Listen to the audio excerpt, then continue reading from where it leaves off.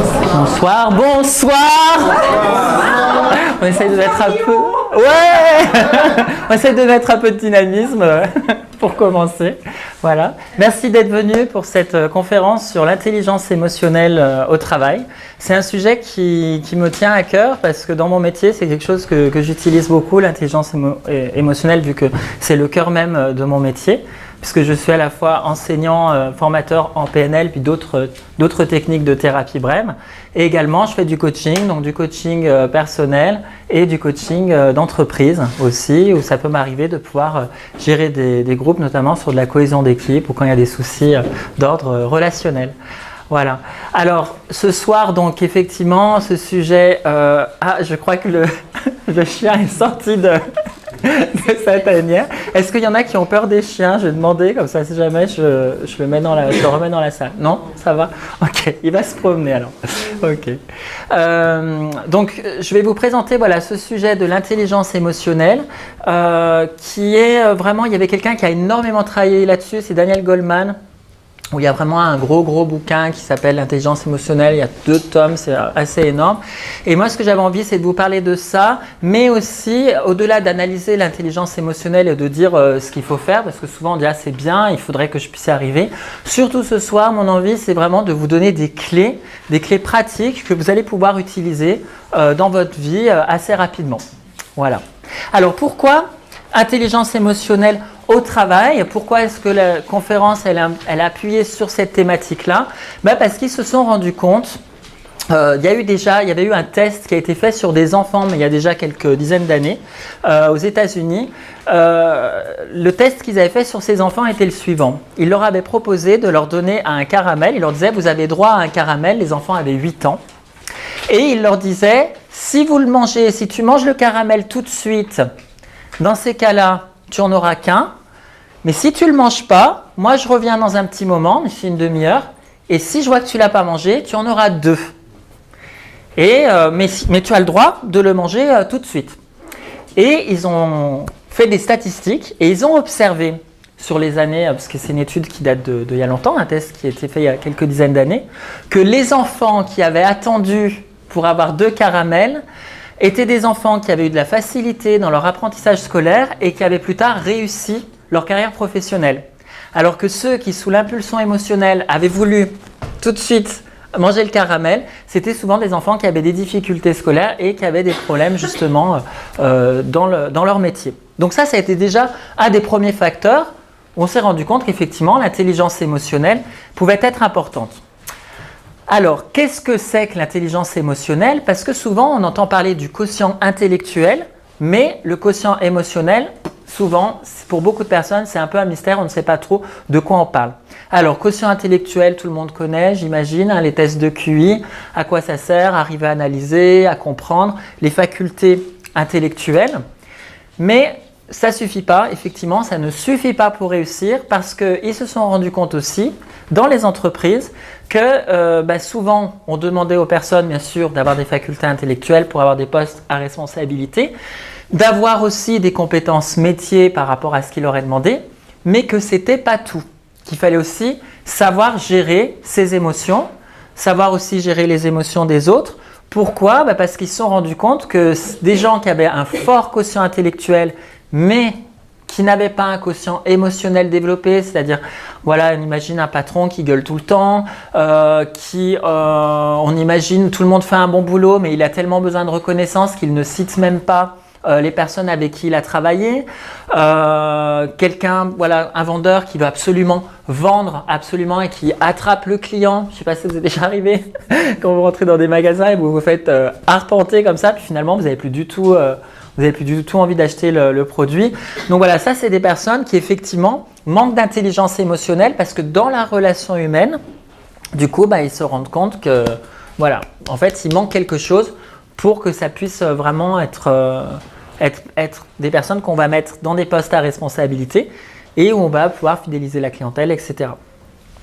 Donc, une petite étude pour commencer, une étude qui a été faite nationalement, j'avais préparé un petit peu les fiches.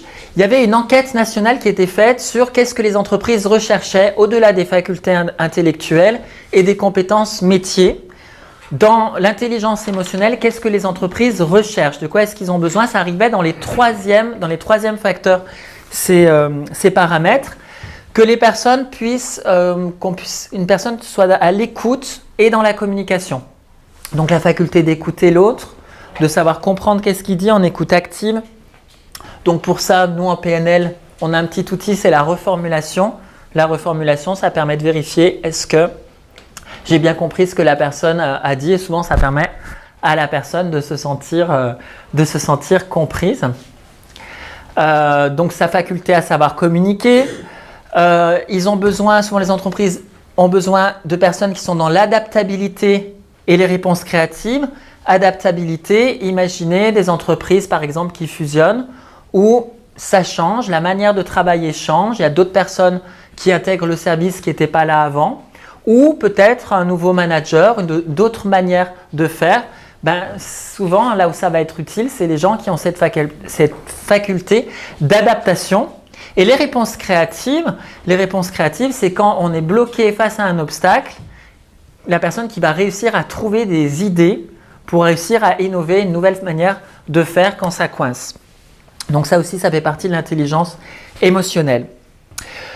Ce que les entreprises recherchent, c'est tout ce qui est comportement personnel, comme de la confiance en soi, la capacité à se fixer un but dans son travail, travailler bien sûr, et savoir progresser, s'améliorer dans ses compétences. En tout cas, que la personne en ait envie et pas qu'elle se contente juste de faire ce qu'on lui demande. Et les entreprises apprécient aussi beaucoup toutes les aptitudes dans les rapports humains. Donc, savoir travailler en équipe, travailler avec ses collègues, savoir négocier et gérer les différends quand des fois ça passe mal au niveau relationnel. Voilà, les entreprises sont souvent demandeurs de ça. Pour avoir fait beaucoup du coaching, voilà, je fais pas mal plus de coaching de vie quand même, mais j'ai quand même fait du coaching d'entreprise aussi. Souvent dans les entreprises, c'est vrai que ça manque d'intelligence relationnelle. Et dans les équipes, souvent, qu'est-ce qui se passe? Il y a des conflits, des non-dits, les gens ne se parlent pas, les gens s'évitent. Et qu'est-ce que ça fait quand les gens ne se parlent pas et qu'ils s'évitent? Ça fait des gens qui sont démotivés pour travailler. Ça fait des gens qui se mettent en arrêt maladie et qui ne vont plus bosser. Donc voilà, ce qui fait que tout le système de l'entreprise est vraiment ralenti par ces difficultés souvent d'ordre relationnel. Et c'est pour ça qu'ils aiment bien souvent faire appel à des coachs ou des personnes qui vont venir apporter du nouveau dans les entreprises. Il faut savoir que maintenant, alors je ne sais plus depuis quand, mais c'est depuis peu, c'est vraiment dans la loi, c'est ce qui est prévu, un employeur, une entreprise est tenu d'assurer une sécurité bien sûr physique pour ses employés, mais il est tenu d'assurer une sécurité mentale, une sécurité émotionnelle aux personnes qui travaillent dans l'entreprise. Et je crois que ça s'est un petit peu arrivé, le chien veut venir à ma place, c'est arrivé suite je crois un petit peu dans les suicides qu'il y avait eu, notamment la vague de suicides qu'il y avait eu à France Télécom notamment il y a quelques années. En tout cas ils en ont vraiment fait une loi. Maintenant c'est vraiment une obligation de faire venir de faire intervenir pour un employeur un formateur, un coach ou quelqu'un qui va vraiment apporter des solutions pour régler les soucis d'ordre émotionnel. Alors ces compétences-là, c'est ce que les entreprises aiment obtenir. Et à la Harvard Business School, carrément, c'est des critères d'entrée pour les élèves qui veulent rentrer. Donc, vous voyez comme quoi c'est vraiment, effectivement, c'est important. Alors, ce qu'on va voir, c'est qu'on va voir qu'il y a 5 compétences dans les émotions, dans l'intelligence émotionnelle. On retrouve 5 compétences. La première compétence, je vous l'ai fait en gros et puis on va les détailler ce soir et justement, je vous apporterai des clés. D'abord, c'est la compétence de se connaître, comprendre quelles sont nos émotions, qu'est-ce qui se passe à l'intérieur de soi. Parce que des fois, la plupart des personnes qui n'ont pas d'intelligence émotionnelle, du coup, ils réagissent à leurs émotions, mais ils ne sont même pas mais non, je ne suis pas en colère !» Vous voyez, c'est… Si, tu es en colère, je crois bien. Donc, la personne n'a pas conscience de son émotion. Voilà, l'intelligence émotionnelle, le premier niveau, c'est d'avoir conscience des émotions qui nous traversent. Le deuxième niveau, j'y reviendrai après, Je reviendrai après en détaillant. Le deuxième niveau, c'est de maîtriser la maîtrise de soi, de ses émotions. C'est bien beau de comprendre ce qui se passe en nous, mais de maîtriser nos émotions, ça c'est une autre affaire. Qu'est-ce qu'on fait si à un moment donné on est dans la colère et que ça nous submerge? Comment on gère ça? Si on est dans la tristesse, si on est dans la culpabilité, si on est dans l'agacement, si on est dans l'anxiété, si on est dans la peur, là aussi, je vais vous donner des clés pour pouvoir gérer ces grandes catégories d'émotions. La maîtrise de soi. Il y a aussi la troisième maîtrise, c'est la motivation, c'est-à-dire les personnes qui sont capables de se motiver et de se mettre vraiment dans une détermination d'atteindre leurs objectifs, avec de l'enthousiasme, de la joie, de la spontanéité, de la créativité aussi. Donc savoir se motiver, être optimiste, c'est une troisième catégorie. La quatrième, c'est l'empathie, ce sont plus dans les compétences sociales les deux dernières. L'empathie, c'est-à-dire pouvoir comprendre ce qui se passe chez les autres et chez l'autre. Quand on voit, on voit au visage, à la manière dont la personne se tient, on peut voir du coup quels sont son état émotionnel et du coup en empathie à l'autre, pouvoir m'adapter à son besoin. Et enfin, le dernier, dans les aptitudes sociales toujours, j'ai pas mis, c'est de pouvoir arriver à manager en tout cas un groupe ou des individus, à pouvoir susciter chez eux les émotions dont on a besoin pour atteindre nos objectifs. Voilà.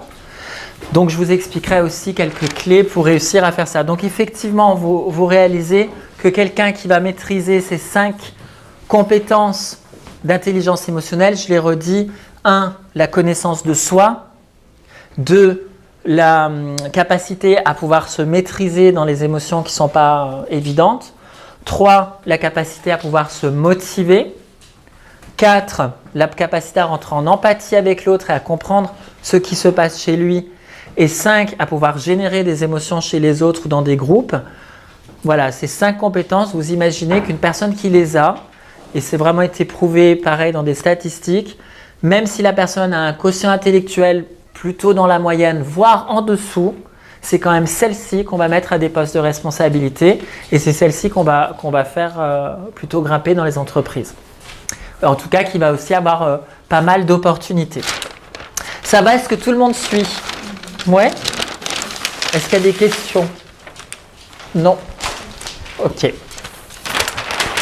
Alors, on va détailler un petit peu. Vous me dites si le chien vous embête. Alors, la conscience personnelle, reconnaître ses émotions et leurs effets. Donc là, je vais un petit peu détailler là-dessus. Je vais donner plus de détails là-dessus. Effectivement, reconnaître nos émotions, c'est important. Je vais vous donner un exemple qui n'est pas d'ordre professionnel, mais qui peut vous parler, notamment quand on est le printemps et que bientôt on a envie de faire un régime, admettons. Quand c'est le printemps, bientôt l'été arrive, on a envie de se mettre en maillot de bain. Imaginez que vous faites un régime et pendant ce régime, vous perdez quelques kilos. Vous montez sur la balance et vous voilà satisfait, vous vous sentez dans l'émotion, vous êtes satisfait. À votre avis, est-ce que c'est une bonne émotion à ce moment-là ou pas? Oui. Eh bien, perdu. Non. Non, pourquoi? Parce que la satisfaction est une émotion qui vient me dire que l'objectif est atteint. Donc, si je me sens satisfait parce que, admettons, je veux perdre 6 kilos et je me sens satisfait parce que j'en ai perdu 3, ma motivation va chuter au même niveau que ma satisfaction. Donc, après, je veux dire, c'est bon, vu que j'ai perdu 3 kilos, je peux prendre un pain au chocolat, vous voyez ce que je veux dire? Donc, c'est pas la bonne émotion. Donc la bonne émotion qui serait appropriée dans ce cas-là serait de se sentir par exemple encouragé. De se sentir encouragé, c'est différent que de se sentir satisfait. Se sentir satisfait, ça veut dire l'objectif est atteint et je peux me réjouir et on a fini. Se sentir encouragé, ça veut dire je continue dans ma lancée parce que je vais bientôt toucher mon but. Vous voyez? D'où l'importance d'arriver à reconnaître nos émotions et d'arriver à reconnaître à quoi elles servent. Parce que si je ne sais pas ce qui se passe en moi et que je ne sais pas cette émotion-là, est-ce qu'elle m'est utile, est-ce qu'elle ne m'est pas utile?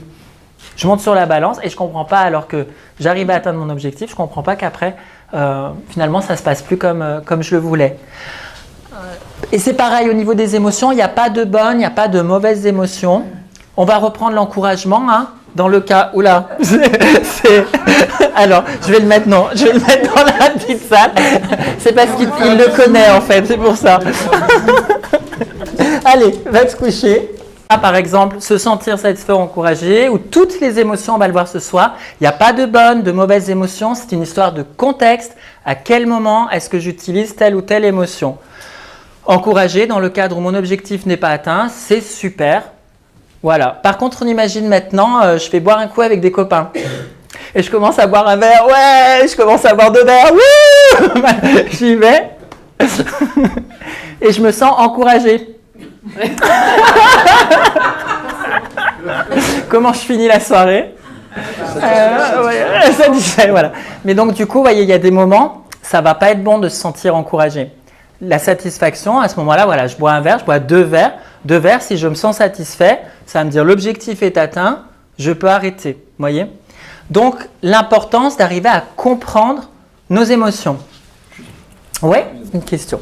Comment quelqu'un qui n'est jamais satisfait, au contraire, il a pourtant atteint l'objectif, et il ne sait pas le dire, je suis satisfait de cet objectif. Alors quelqu'un qui n'est jamais satisfait, bah, du coup ça va être limitant pour lui, parce qu'effectivement il ne va pas pouvoir, récolter le bénéfice de ses objectifs atteints. Donc dans ces cas-là, il faudrait qu'il développe une émotion de satisfaction quand il atteint ses objectifs. Tout à fait. Et non, si c'est une mauvaise émotion.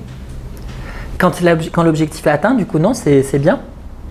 Quand l'objectif est atteint, de se sentir satisfait, c'est vachement bien. Vous arrivez à atteindre votre but, vous vous sentez satisfait, c'est la récompense que vous avez pu atteindre votre objectif. Et d'ailleurs, cette satisfaction va venir faire grandir la confiance en vous, puisque la confiance en vous, c'est la mémoire de vos réussites passées. Quand j'ai atteint des objectifs qui m'étaient difficiles, du coup, je peux avoir confiance en moi sur ma capacité à réaliser mes objectifs.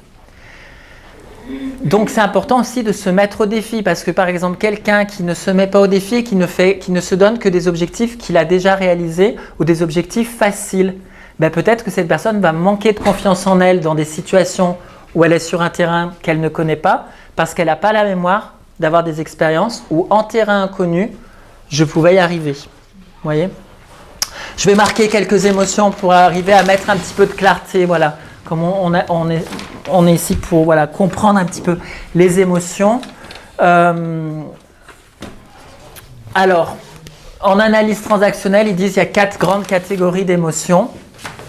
En PNL, on en fait plus parce qu'on a vraiment tout l'éventail. Mais quand même, effectivement, en analyse transactionnelle, il y a différentes catégories. La plus grande, l'une des émotions racines, c'est la peur, hein. La peur, c'est une des émotions les plus primaires, les plus fondamentales, les plus ancrées. Qu'est-ce qu'on peut mettre dans la peur, à votre avis, comme sorte d'émotion? Je vous fais travailler. L'anxiété. Le stress, l'angoisse, tout à fait. Alors, la peur, à votre avis, elle va plutôt regarder dans le passé. Si j'ai peur, mon orientation mentale est plutôt tournée vers le passé ou elle est plutôt tournée vers l'avenir? Ah, il y en a qui ne sont pas d'accord. L'avenir, tout à fait, parce que j'ai peur de ce qui va arriver. J'ai une angoisse par ce qui pourrait arriver. Si c'est passé, j'ai plus peur parce que c'est déjà fait. Ou alors, si on se retrouve devant une situation similaire, on dit... c'est qu'on a peur que dans l'avenir, il se rejoue ce qui s'est joué dans le passé. Mais ça veut dire que mon orientation, elle est quand même basée sur l'avenir par ma mauvaise expérience du passé. Alors la peur, à votre avis, sa fonction, ça va être quoi? En quoi c'est une émotion qui est utile? La survie, tout à fait. S'il y a un danger, imaginez, vous traversez la rue et vous entendez une voiture. Si vous avez peur, c'est bien. Ça vous invite à reculer et voilà. Donc là, c'est utile. Mais il y a des fois, effectivement, ce n'est pas du tout utile. Et d'ailleurs, il a été statistiquement dit que dans 80% des cas, on ressent de la peur alors qu'en fait, il n'y a pas de danger. C'est juste dans notre tête, on imagine qu'il va y avoir un danger, mais en fait, il n'y en a pas.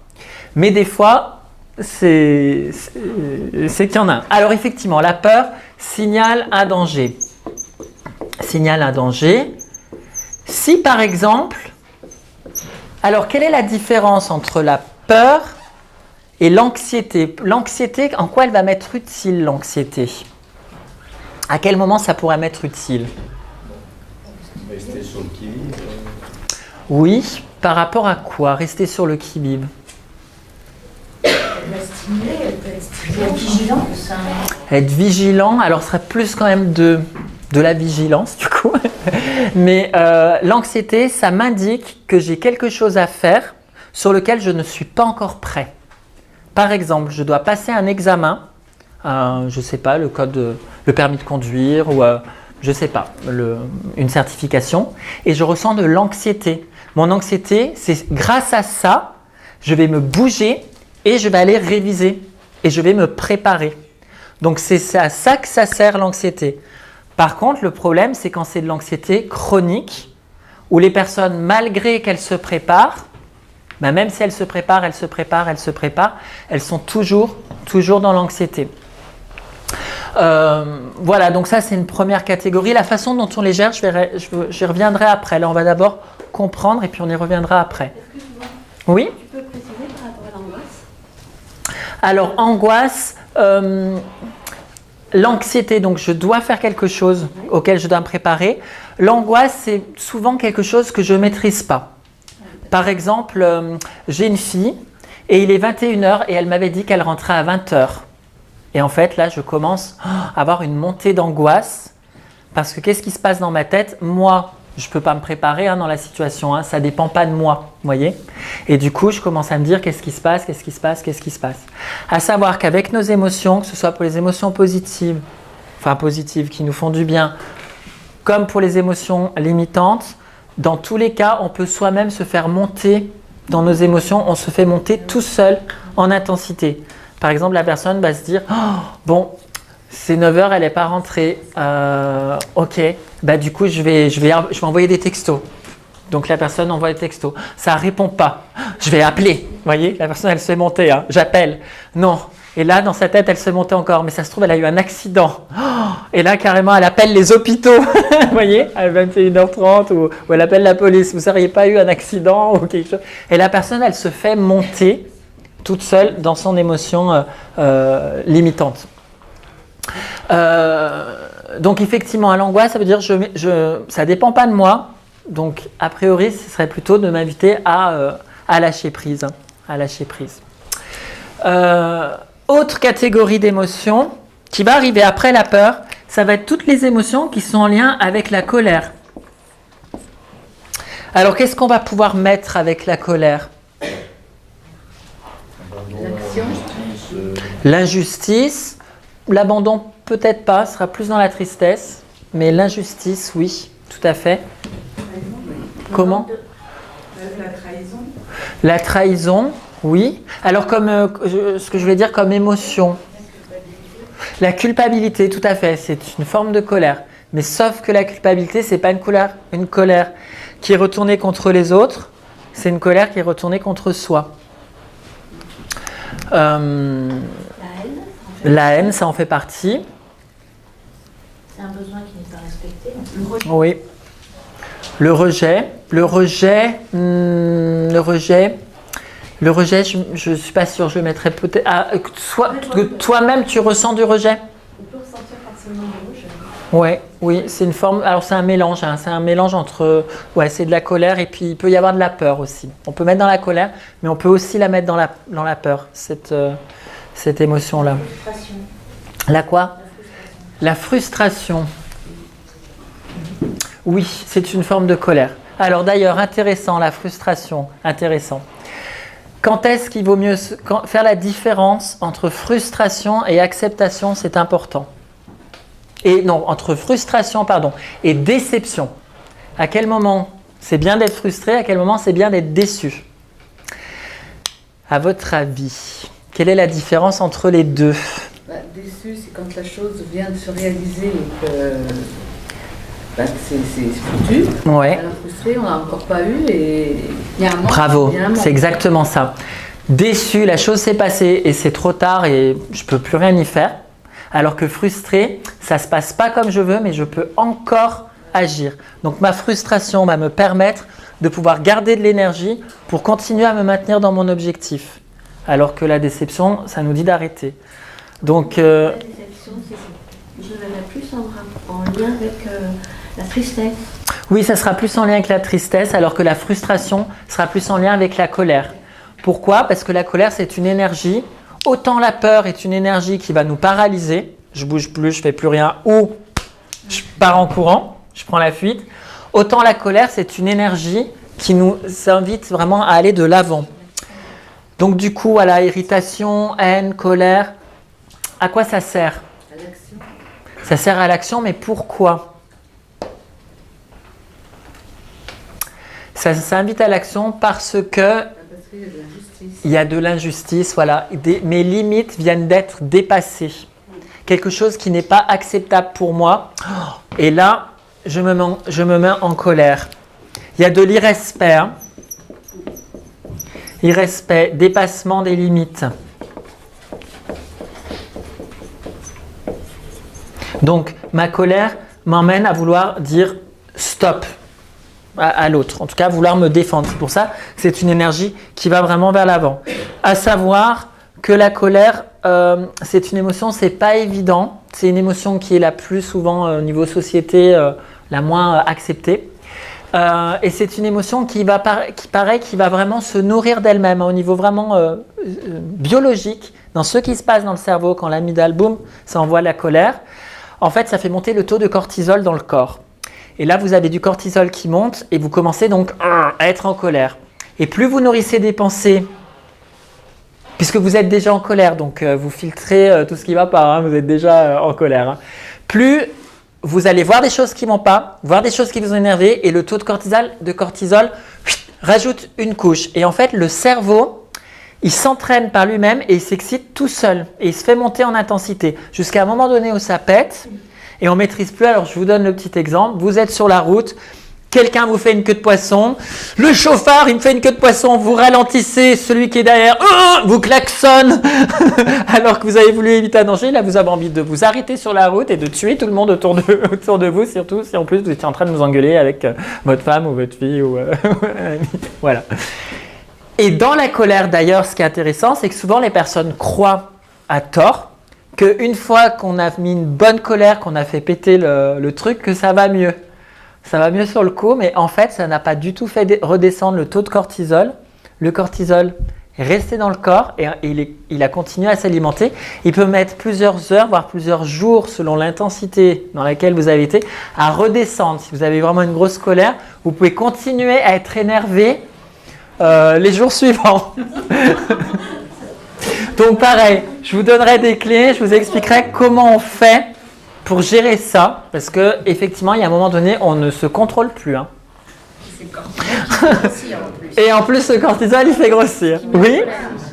C'est aussi qu'il y a des gens, on dirait qu'ils ont besoin de ça, d'alimenter. Exactement. Alors, il y a des gens, ils ont, voilà, comme tu le dis, il y a des gens qui ont besoin, je répète, parce que comme ça enregistre, le micro, il est là en fait, c'est pas grave. Il y a des gens, on dirait qu'ils ont besoin d'alimenter ça parce qu'ils sont drogués à leur colère.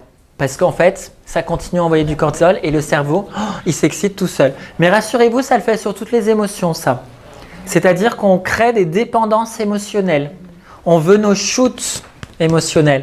Quelqu'un qui est beaucoup, par exemple, dans l'anxiété, il va devenir anxieux chroniquement. Hein, il va voir tous les trucs pour le rendre anxieux. Et il s'est passé ça. Et il s'est passé ça. Et si jamais ci, et si jamais ça. Quelqu'un en colère va générer ça tout le temps. De la tristesse, personne va écouter des musiques tristes, adorer les films tristes et tout, et rester dans sa tristesse souvent. Donc, on est un peu dépendant de ce que ça nous fait, même si on n'aime pas ça.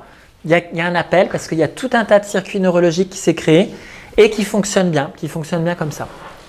Alors, colère. Alors, tristesse, on a vu.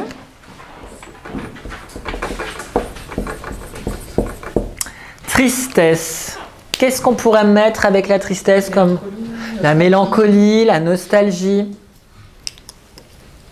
Alors, on a parlé d'acceptation tout à l'heure, on pourrait mettre avec déception, plutôt, pas acceptation, parce que acceptation, ça va mieux. Le regret aussi. Le regret, alors qu'est-ce que c'est le regret? En quoi c'est intéressant? C'est une chose qu'on n'a pas fait. Et quand même. Exactement. J'aurais aimé ne pas faire de cette manière. Mon regret me dit, la prochaine fois que ça arrive, tire-en une leçon, tu ne referas pas de la même manière. Sinon, ça ne sert à rien d'avoir du regret. Ça me fait penser aussi le regret, la culpabilité aussi. Alors, culpabilité, pardon, c'était plus en lien avec la colère. La culpabilité, ça veut dire par rapport à mes valeurs qui sont importantes pour moi, je n'ai pas répondu à mes valeurs, je n'ai pas fait ce qui était juste dans qui je suis. Donc, ma culpabilité vient me dire, viens réparer. Donc, ça peut être présente tes excuses ou ne recommence pas. Ou présente tes excuses. Ou assume. Voilà. Vous verrez, quand on assume, la culpabilité, elle disparaît. Hein. Donc, elle nous invite à assumer. Alors, la tristesse, on a vu regret, déception, mélancolie, alors déprime, etc. C'est une émotion qui va être intéressante pour justement nous amener à accepter, nous amener à nous reconstruire quand on vit une perte. Donc, ça peut être, j'ai perdu ma voiture parce que je me la suis fait voler. Il y en a qui vont direct ici. Hein. Mais après, ils sont là. Ou j'ai perdu une relation, j'ai perdu quelqu'un, un deuil. Voilà, ça veut dire je n'ai plus d'énergie. La tristesse m'enlève mon énergie parce que du coup, je peux plus vraiment agir. Et le fait de ne plus pouvoir agir, ça va me permettre dans l'inaction de pouvoir reconstruire un nouvel avenir et des nouveaux projets. Parce que si je continue à avancer alors qu'en fait j'ai quelque chose à digérer, je ne tire pas non plus l'expérience de ce qui s'est passé.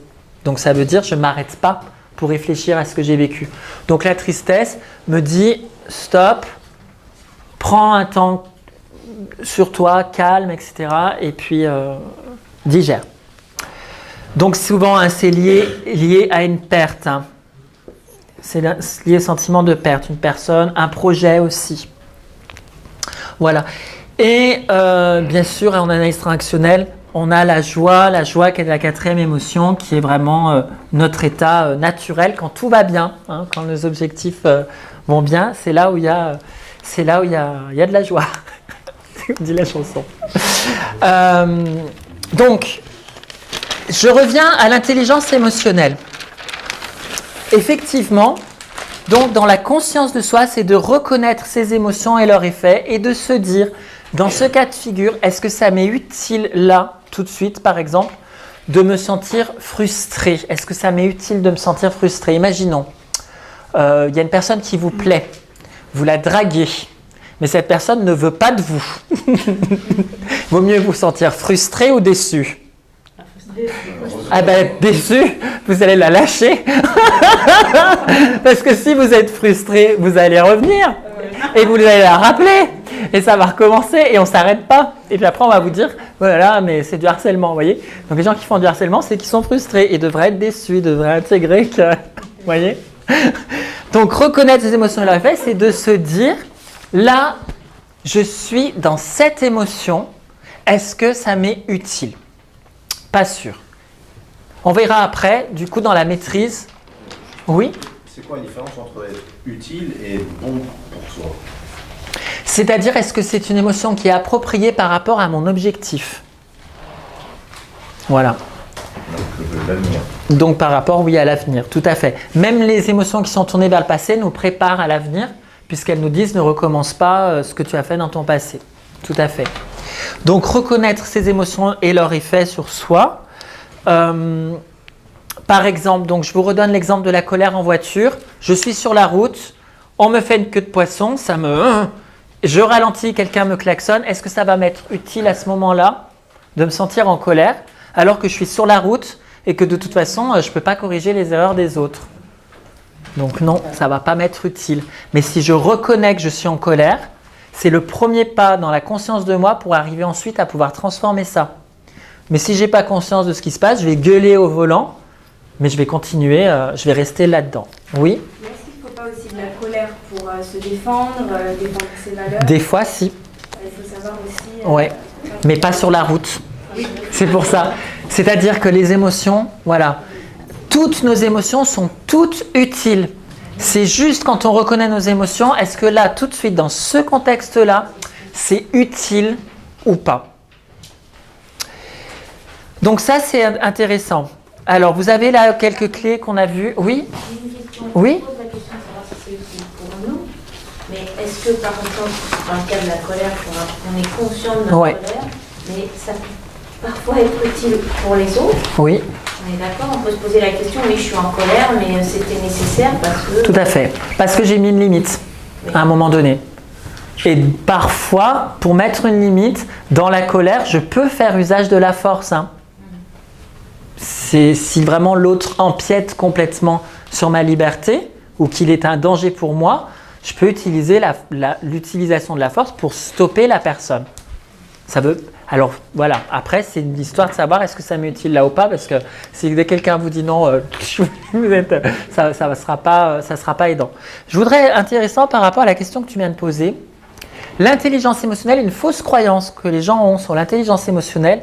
Les gens croient que de développer son intelligence émotionnelle, c'est d'apprendre à devenir gentil. Non. Pardon. C'est pas d'apprendre à devenir gentil, parce qu'être gentil, ça veut dire je dis oui à tout et voilà. L'intelligence émotionnelle, c'est d'avoir la capacité à dire des choses difficiles, à dire des vérités, mais à savoir comment les dire. Avec soi-même, avec l'autre. Ça, c'est de l'intelligence émotionnelle. Ok? Donc, effectivement, des fois, c'est intéressant. La colère, des fois, ça ne l'est pas. Ok, les petites clés pour reconnaître vos émotions, ça va? Vous avez pu avoir quelques clés? Alors, auto-évaluation. Se connaître, une auto-évaluation précise de nos forces et de nos limites. Intéressant de savoir quels sont nos atouts, quelles sont nos qualités, quels sont nos points forts. Un point fort intéressant. Comment sait-on quelles sont nos qualités, quelles sont nos ressources, nos points forts? Un point fort, comment est-ce qu'on va le reconnaître? On va le reconnaître parce qu'un point fort, c'est quelque chose qui se reconduit systématiquement dans tous les domaines. Si je réutilise cette compétence, ça marche. Et non seulement ça marche, mais en plus, c'est facile. Quelque chose qui est facile, avec lequel on prend du plaisir. Inné. Alors pas toujours, non, un point fort, pardon, ne sera pas toujours inné. Il y aura une base d'inné, mais pas toujours. Ça pourrait être complété par des apprentissages. Donc c'est intéressant de connaître nos points forts. Alors, quelques critères pour connaître un point fort. Il y a 3 aspects. D'abord, un point fort est constitué d'un savoir. Ça veut dire de la connaissance. J'ai ce point fort parce que j'ai appris, par exemple, quelqu'un qui va être, par exemple, un aide-soignant ou une infirmière, ses connaissances est de savoir comment gérer la personne qui est en souffrance, d'accord? La personne, elle a appris de la théorie, d'accord? Mais en plus de ça, la personne a un savoir-faire, ça veut dire la personne, elle a fait des stages de pratique. Non seulement elle a appris de la théorie, comment on fait pour gérer des personnes en souffrance physiquement, mais voilà l'expérience que j'en ai eue. Et ensuite, effectivement, c'est l'inné. Ça veut dire l'inné, c'est le talent naturel qui fait que peut-être je vais ressentir de l'empathie. Et avec mon empathie, en plus, je lie mon empathie au savoir et au savoir-faire. L'empathie n'est pas de la sympathie, hein. La sympathie, ça veut dire la personne, elle, par exemple, je suis aide-soignant ou infirmier, la personne, elle souffre. Si je suis sympathique, je vais prendre, puis ça peut me bloquer, vous voyez? Alors que l'empathie, c'est je vois la souffrance de l'autre, je la comprends, et en même temps, je peux garder une distance émotionnelle. On pourrait le traduire aussi en connaissance, attitude et l'action dans un... Oui, tout à fait, tout à fait. En tout cas, le point fort est constitué vraiment de ces 3 facteurs. Ce qui veut dire que dans votre orientation professionnelle, si vous voulez être bon, si vous voulez être des experts dans votre domaine, choisissez un métier dans lequel à la base ce métier coïncide avec vos talents. Parce que du coup, et d'ailleurs ça ne suffira pas le talent, hein, on dit 10% de talent, 90% de travail, parce que si vous avez un talent, par exemple, je ne sais pas, vous avez un talent dans la relation humaine, c'est quelque chose qui vous plaît. Et c'est un talent. Comment on repère un talent? On repère un talent sur le fait que c'est souvent des compliments qu'on vous a dit quand vous étiez petit. Talent, ce n'est pas une qualité artistique, hein. Ce n'est pas savoir jouer du piano. Hein. Ça peut, mais dans ce dont je vous parle là, c'est vraiment, ce sont des qualités humaines. Donc par exemple, un bon sens de la communication, c'est un talent, l'empathie, ou un bon sens de l'organisation. On va imaginer par exemple un comptable. Il faut qu'il ait un sens de l'anticipation et de l'organisation et de la concentration. Et si on lui a dit plusieurs fois, toi vraiment c'est bien parce que quand tu fais un truc, tu sais te concentrer longuement sur des tâches qui pourraient être laborieuses, mais vraiment toi, tu as vraiment cette faculté de concentration et voilà, d'anticipation. Et puis tu sais aussi t'isoler, tu supportes de travailler seul, voilà. Bon, s'il décide de faire comptable, il va utiliser son talent avec lequel il va, quand il va apprendre son métier, obtenir un savoir et un savoir-faire. Et ça fera de lui un expert comptable. Vous voyez, ça fera de lui un expert parce qu'il va aimer son métier, il va aimer ce qu'il fait puisque dans son métier, ça fait appel à ses qualités. Ah oui, un talent aussi, pour repérer vos talents. Qu'est-ce que vous feriez, même si on ne vous payait pas, qu'est-ce que vous seriez prêt à payer pour le faire? Moi perso, par exemple, j'aurais été prêt à payer pour faire ce que je suis en train de faire là devant vous ce soir. J'adore ça, donner des conférences, des cours, accompagner des gens, c'est un truc que j'adore. Comment? C'est jamais trop tard pour changer. Oui, c'est pas évident. Des fois, quand je fais des petits ateliers là-dessus, il y a des personnes, ça leur fait un petit coup de massue. C'est des personnes qui se disent « Oulala, mais en fait, je me rends compte que j'ai obtenu un savoir et un savoir-faire, mais qu'en réalité, j'avais de toute façon aucun talent pour ce métier parce que c'était pas moi, c'était pas mon truc. » Bon, c'est pas grave parce que ça aura de toute façon développé des capacités qu'une personne qui fait ce qu'elle aime, du coup, elle reste un peu dans son truc, donc voilà. Mais il n'est jamais trop tard pour changer, réaliser ses rêves, ses buts.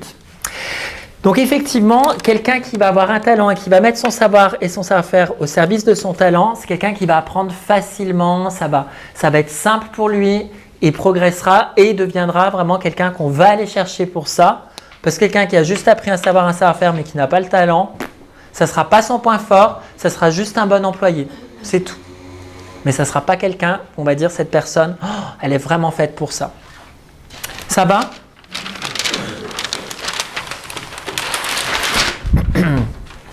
Donc, j'en étais ici. Donc, avoir une auto-évaluation précise de ses forces, donc les talents, et de ses limites. C'est quoi mes points faibles? C'est quoi, qu'est-ce qui fait qu'à un moment donné, pour moi, c'est pas bon? Par exemple, on peut dire, moi, ma limite, c'est que je sais que mon point faible, c'est que je suis quelqu'un qui manque de patience. Donc ça, c'est mon risque. Ça veut dire que, par exemple, quelqu'un peut se dire, et d'ailleurs, c'est intéressant, nos forces sont aussi nos limites. Je la refais. Nos forces sont aussi nos limites. Quelqu'un qui est très entreprenant, qui va vite, du coup, il risque de ne pas être patient. Vous voyez? Quelqu'un qui est très empathique, très à l'écoute du besoin des autres, il risque d'être envahissant. Vous voyez?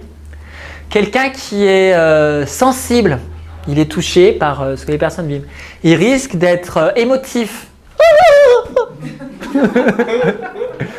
Quelqu'un qui sait ce qu'il veut, il risque d'un moment donné d'être égoïste. Quelqu'un qui a confiance en lui, en ses capacités, dans son risque, c'est d'être arrogant, se prendre pour au-dessus de tout le monde. Vous voyez? On a tous nos limites, nos risques sont issus de l'excès de nos forces. Et vous savez quoi? On tombe dans nos risques quand on est sous stress. C'est-à-dire que quand on est en stress, notre manière de gérer notre stress, c'est de faire un peu plus de ce qu'on sait faire bien d'habitude et pour lequel on est félicité. Et nous, on ne se voit pas dans nos risques. Par exemple, je vous donne cet exemple. Quelqu'un qui a la qualité d'être économe. Non. Allez, généreux. Parce que mais c'est pas grave, ça marche dans l'autre sens. Quelqu'un qui a la qualité d'être généreux. S'il est en stress, qu'est-ce qu'il va faire? Il va être dépensier. il va tout dépenser, voilà. Et les gens vont lui dire, tu devrais moins dépenser. Et lui, en fait, il va pas voir économe. Lui, il va voir radin. C'est son allergie. Vous voyez? Il va dire, ah bah certainement pas, moi je veux pas devenir comme ces gens qui sont radins. Vous voyez? Et du coup, il fait la confusion dans sa tête entre je peux être généreux et être économe. Et la personne, elle fait la confusion dans sa tête en se disant non, non, non, je ne veux pas devenir radine. Et vous savez quoi? C'est quand la personne va rencontrer quelqu'un qui est radin, que ça va la mettre en stress et elle va partir directement dans son allergie et elle va devenir hyper dépensière. Par exemple, quelqu'un, sa qualité, c'est d'être vraiment à l'écoute des autres. Son risque, c'est à un moment donné de ne plus savoir son propre point de vue, son propre avis, sa propre opinion. Donc, qu'est-ce que la personne doit développer? Un petit peu plus un peu plus de lead, c'est-à-dire que la personne sache ce qu'elle veut et qu'elle le dise d'affirmation. Mais quand vous allez dire à la personne, tu devrais t'affirmer, la personne va dire, ah non, je veux pas devenir comme ces gens qui imposent tout à tout le monde. Vous voyez? Il y a de la marge. Il y a de la marge. Vous voyez, donc nos forces sont aussi parfois nos limites. C'est intéressant. D'ailleurs, dans ce que je vous dis, les petits exemples, ça nous montre que les gens avec lesquels on est en allergie sont nos maîtres. Pourquoi? Parce qu'ils font en excès ce que nous, on devrait apprendre à faire un petit peu. C'est vrai. Sauf qu'ils le font tellement que, voilà. Voilà, donc savoir s'auto-évaluer. Ça va pour vous, les forces, les limites? Je ne sais pas si avec ce que je vous dis, ça vous donne des clés, un petit peu. Et la confiance en soi, les valeurs et les capacités. Donc, qu'est-ce que je suis capable de faire? Comment est-ce que je me mets au défi de connaître aussi ses capacités?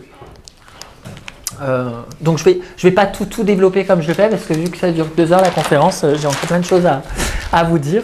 Mais en tout cas, voilà, aussi connaître ses valeurs. C'est important de connaître ses valeurs parce que dans l'intelligence émotionnelle, ça va permettre de développer son intégrité. Ça veut dire que dans une équipe, dans un travail, si à un moment donné, l'objectif n'est plus en accord avec quelque chose qui est dans notre éthique, dans notre intégrité, la personne qui a de l'intelligence émotionnelle va pouvoir dire non, là, on n'y est pas. En termes d'éthique, en termes d'intégrité, on n'y est pas. Et donc, c'est son intégrité et la connaissance de ses valeurs qui va lui permettre de pouvoir dire devant tout le monde, moi, je ne suis pas d'accord avec vous. Et ça, c'est pas évident.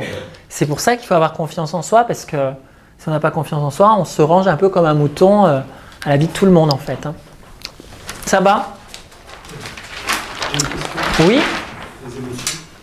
On reconnaît l'émotion qui nous arrive, on se demande si elle est utile ou pas. C'est ça, présent. Tout à fait. Et après, on fait quoi? Et bien justement, c'est ce qui vient après. C'est là au moins déjà de savoir, se connaître, savoir nos risques. Tiens là, ça y est, je pars dans cet excès.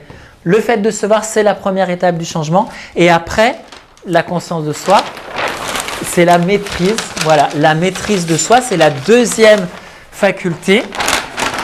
Ça veut dire, dans la maîtrise de soi, il y a le contrôle de soi, de ses états internes et de ses impulsions.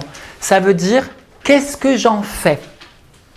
Comment je gère ça? Et ça veut dire que je sais gérer cette émotion-là parce que je me rends compte qu'elle n'est pas utile pour moi. Alors, on va reprendre les exemples donc de... ah bah non, j'avais effacé, mais reprenons les exemples des émotions qu'on n'aimait pas bien. La peur, par exemple, pour vous rappeler, l'anxiété, à un moment donné, vous vous dites, non là ça va pas, par exemple, j'ai un rapport que je dois rendre, par exemple, la semaine prochaine à mon travail, et rien qu'à l'idée de penser ça, je suis dans l'anxiété et je me prépare, donc là, super, l'émotion est utile, sauf qu'il y a un moment donné, vous devez aussi partir en week-end avec votre vie de famille, mais vous n'êtes pas dans votre vie de famille. Vous gâchez votre week-end par anxiété de vous dire que ce rapport ne sera jamais prêt à temps.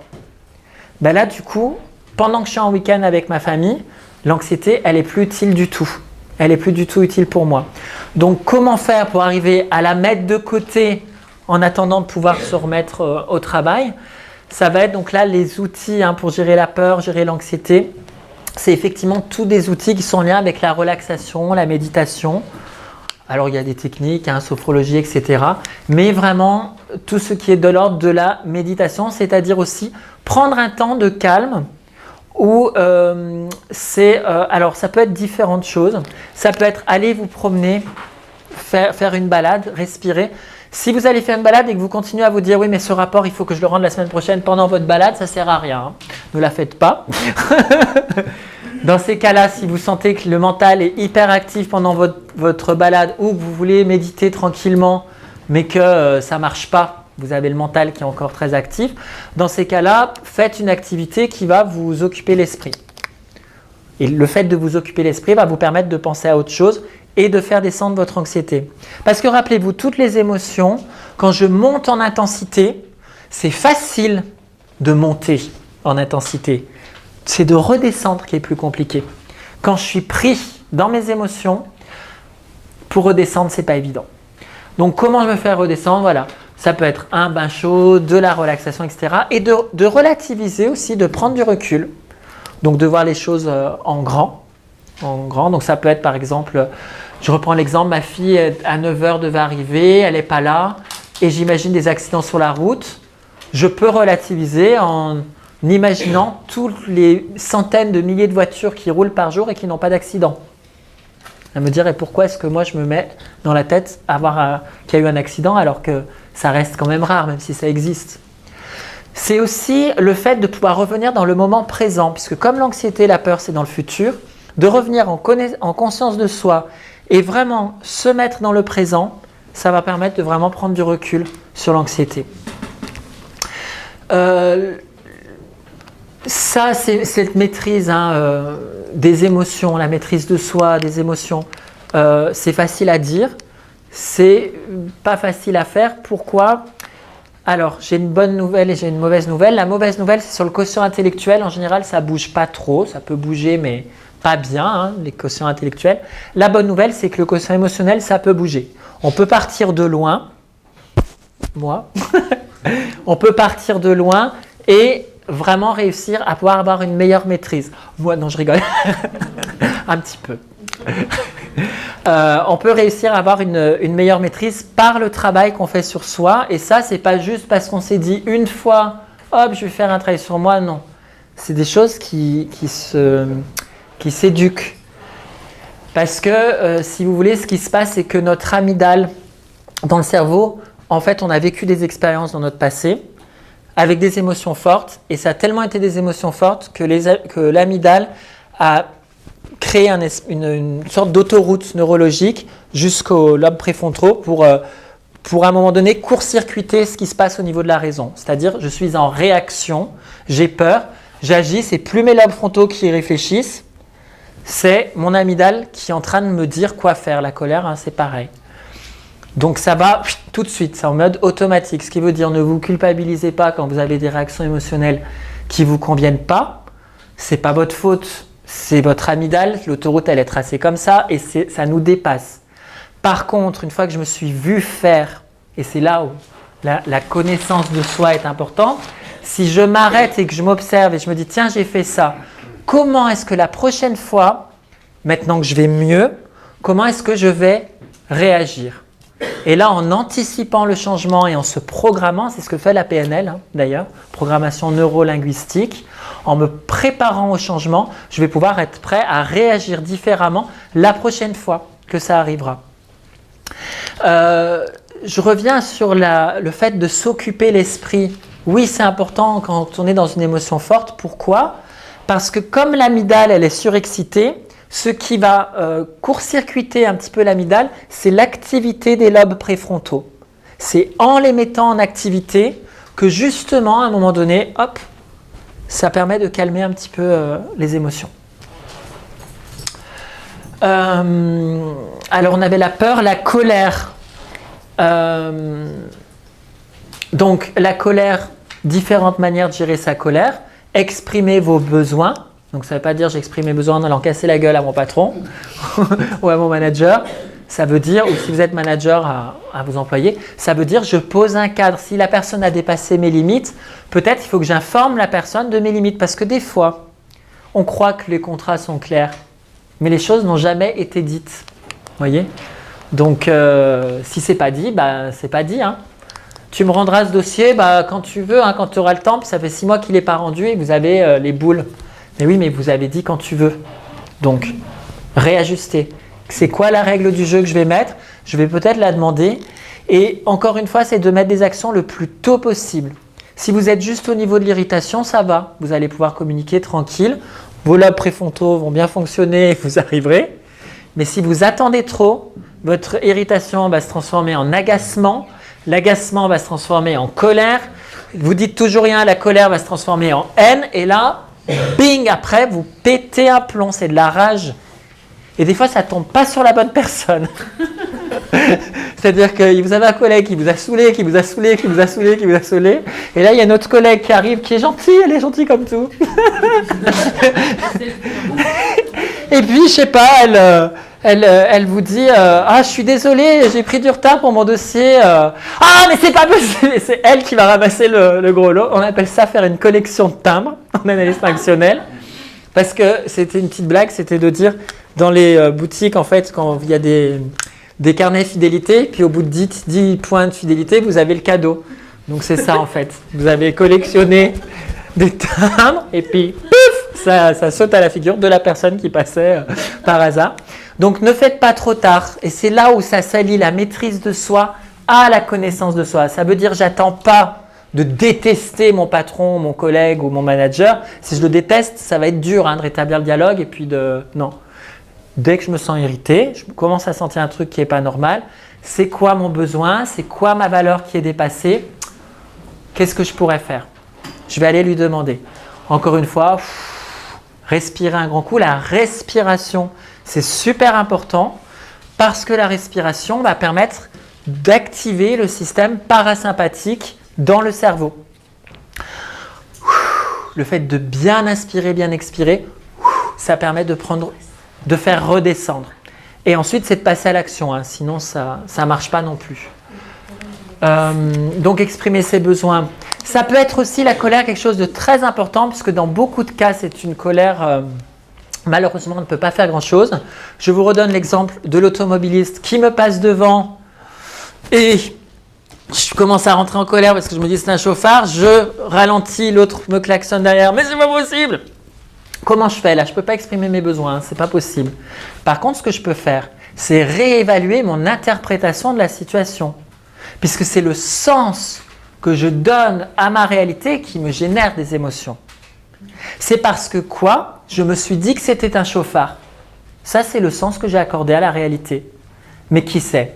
Si je réévalue ma réalité, peut-être c'est juste quelqu'un qui a une urgence médicale. Et si je change mon point de vue et que je me dis oh, c'est quelqu'un qui a une urgence médicale, c'est pour ça qu'il roule aussi vite, je vais non plus ressentir de la colère, comme quoi il y a un irrespect par rapport aux limites, je vais ressentir plus de l'empathie et de la compassion. Donc je ralentis, l'autre me klaxonne, c'est au lieu de me dire mais il est con ou quoi? Vous voyez? Je connais, hein? Je vous présente la conférence, mais moi aussi. Hein. Au lieu de me dire ça, je peux me dire ah, il m'a pris pour un chauffard, il n'a pas vu. Vous voyez? Comment j'évalue les situations? Rappelez-vous, hein, toujours ça aussi, c'est vraiment ce qu'on fait en PNL. Il y a la réalité et il y a ce que moi je fais de la réalité. Comment j'interprète cette réalité-là, ça va vraiment vous faire descendre la colère. Toujours pareil, dans l'interprétation, je vous donne, des fois c'est la réévaluation qu'on donne aux choses. Regardez, un collègue, on lui dit tu vas présenter ce dossier en réunion la semaine prochaine. Oh, et il est anxieux. Et en fait, il a un coup de fil dans la semaine et il apprend qu'en fait, c'est le patron qui lui dit au fait, je suis désolé, je ne serai pas là. À la réunion, vous allez juste présenter ça à vos collègues. Soit la personne, elle va évaluer ça comme un manque de respect et elle va dire mais c'est pas possible avec tout ce que je me suis préparé, il aurait pu être là parce que peut-être il y a un besoin de reconnaissance. Soit la personne va se dire ouf, il n'est pas là, mais alors en fait ça va, je vais pouvoir présenter le truc dans les grandes lignes et puis je ferai mieux quand il sera là, ça me laisse plus de temps. Voyez? Mais c'est qu'est-ce que moi je me dis qui va générer l'émotion. Donc toujours, l'émotion est une réponse. Hein. Ça veut dire qu'avant, il y a eu quelque chose. Il y a eu quelque chose que je me suis dit, il y a eu une évaluation de la situation. Donc la maîtrise de soi, ça va permettre effectivement de gérer ces états internes et de pouvoir avec différentes techniques. Toujours pareil dans la maîtrise des émotions, si on parle de la tristesse, qui n'est pas évident quand on se sent triste. Alors, si vous vous sentez triste, ne faites pas de la relaxation, ne faites pas du yoga, ne faites pas des activités comme ça. Parce que déjà que vous êtes plombé, si vous faites une activité qui vous relaxe, autant c'est bon si vous êtes dans l'anxiété, autant c'est bon si vous êtes dans la colère, mais si vous êtes dans des tendances un petit peu mélancoliques par nature, ce n'est pas des activités qui vous sont conseillées. Donc, qu'est-ce qui va permettre de pouvoir sortir de la tristesse, des petites clés, allez voir des personnes, sortez de chez vous, remettez-vous en lien avec les autres, c'est le lien aux autres qui permet de sortir. La tristesse, quand on est triste, on a tendance à se dire « Ah, je vais m'écouter une belle musique triste, ou je vais regarder ce film dramatique, puis je vais pleurer. » Alors, ça fait du bien, il est vrai que c'est prouvé que les larmes, quand on a des larmes, ça dégage dans le cerveau des molécules de bien-être, des hormones de bien-être, sauf que j'ai continué à évaluer la situation de la même manière et à nourrir ma tristesse. Donc, même si ça me fait du bien, je n'en sors pas. Donc, ça veut dire j'arrête les stimulations où je me fais grimper tout seul dans l'intensité, aller chercher cette mélancolie, cette tristesse. Je sors, je me mets en lien avec les autres. Je vois le positif, je m'entraîne à voir le positif des choses. Parce qu'on ne voit que le négatif. Je suis dans les bouchons et les gens tirent la gueule dans les métros et en plus il pleut et puis dans ce boulot de toute façon ce collègue il est con et voyez, et on se met dans ces états alors que je pourrais commencer la journée si je me dis tiens mon objectif là c'est de dans la maîtrise de moi me remettre comme il faut. Je peux me dire bon je me lève aujourd'hui, j'ai de l'eau, c'est pas mal, il y a des pays ils en ont pas. Je peux choisir, il y a de l'eau chaude, il y a de l'eau froide. Bon, bah, c'est bien, il y a ça qui va. Je respire, je suis en bonne santé. J'ai un cerveau pour réfléchir, j'ai des bras, j'ai des mains pour utiliser, écrire, faire des choses, des pieds pour marcher. Je suis en bonne santé. J'ai des amis, j'ai un chien. Coucou, ouais. Le lien aussi, aux animaux, hein, c'est intéressant. Mais voilà, c'est de se dire qu'est-ce qui va dans ma vie, qu'est-ce que je ne veux pas changer. Se le dire. J'ai un petit exercice quand je coach des personnes qui sont dépressives. Je leur dis la prochaine fois, parce qu'ils me racontent leur malheur, et je leur dis la prochaine fois que tu viens, tu m'écris 500 choses que tu ne veux pas changer dans ta vie. 500 ? Mais je veux tout changer dans ma vie. Mais trouve-moi déjà 500 choses sur lesquelles on est sûr de ne pas travailler. Alors l'exemple de l'eau, eau chaude, eau froide, etc. À quoi ça sert d'en écrire 500 ? Ça crée du réseau neurologique. Parce que l'amygdale, elle a tracé son autoroute sur la tristesse. Elle sait faire. Je crée du réseau et je vois ce qui est bon, et je m'entraîne à ça. Donc de voir voilà, ce qu'on fait qui est bien, c'est important. Autre chose qui est peu utilisée statistiquement, mais qui pourtant fait beaucoup de bien aux gens qui sont dans la déprime, la tristesse, c'est de faire des activités d'aide aux autres, du bénévolat, de l'altruisme. Quand on aide les autres à aller mieux, du coup, ça nous donne aussi de la satisfaction, ça nous donne de l'estime de soi. Parce que du coup, on se dit « Ah, je suis une personne de valeur vu que j'aide les personnes à aller mieux. » Ça permet aussi de comprendre en empathie la douleur des autres et du coup de les aider. Donc, ça permet de remonter le moral. Donc, souvent, les personnes qui n'ont pas le moral... Quand elles aident les autres, ça leur fait du bien. Ça va pour ça ? Oui ? Je crois que j'ai zappé la peur. La peur, j'en avais parlé, c'était de revenir à l'instant présent. Beaucoup revenir à l'instant présent. Réévaluer aussi les dangers, la situation. Se relaxer, revenir dans son corps, faire de la méditation. Prendre un temps pour s'arrêter. Est-ce que ça va ? Ouais. Donc, dans la maîtrise de soi, on a vu contrôle de soi, on a la flexibilité, être honnête et intègre. La fiabilité, être honnête et intègre, ça veut dire je connais mes valeurs et je suis fiable, ça veut dire si je fais quelque chose, je le fais et on peut compter sur moi. Et si je ne suis pas d'accord, je vais créer une relation de confiance parce que la personne va savoir que je le lui dirai. Que si je dis rien, mais qu'en fait, j'en pense pas moins, je ne suis pas fiable dans la relation et ça se voit. Et savez-vous pourquoi ça se voit? Parce que dans la communication, on apprend vraiment ça aussi en PNL. Il y a 10% d'échange verbal et 90%, ça se joue d'inconscient à inconscient. Et comment ça se joue? Ça se joue à mon attitude non verbale. Comment est-ce que je me tiens? Voilà. Ça se joue à mon paraverbal, le ton de ma voix. Et c'est tout ça qui prend qui prime sur la relation. Regardez, sinon, imaginez, je viens à la conférence là, et imaginez que je vous dise, bon, alors ce soir, on va faire l'intelligence émotionnelle. Vous allez voir, c'est super. Hein, vous allez vous régaler.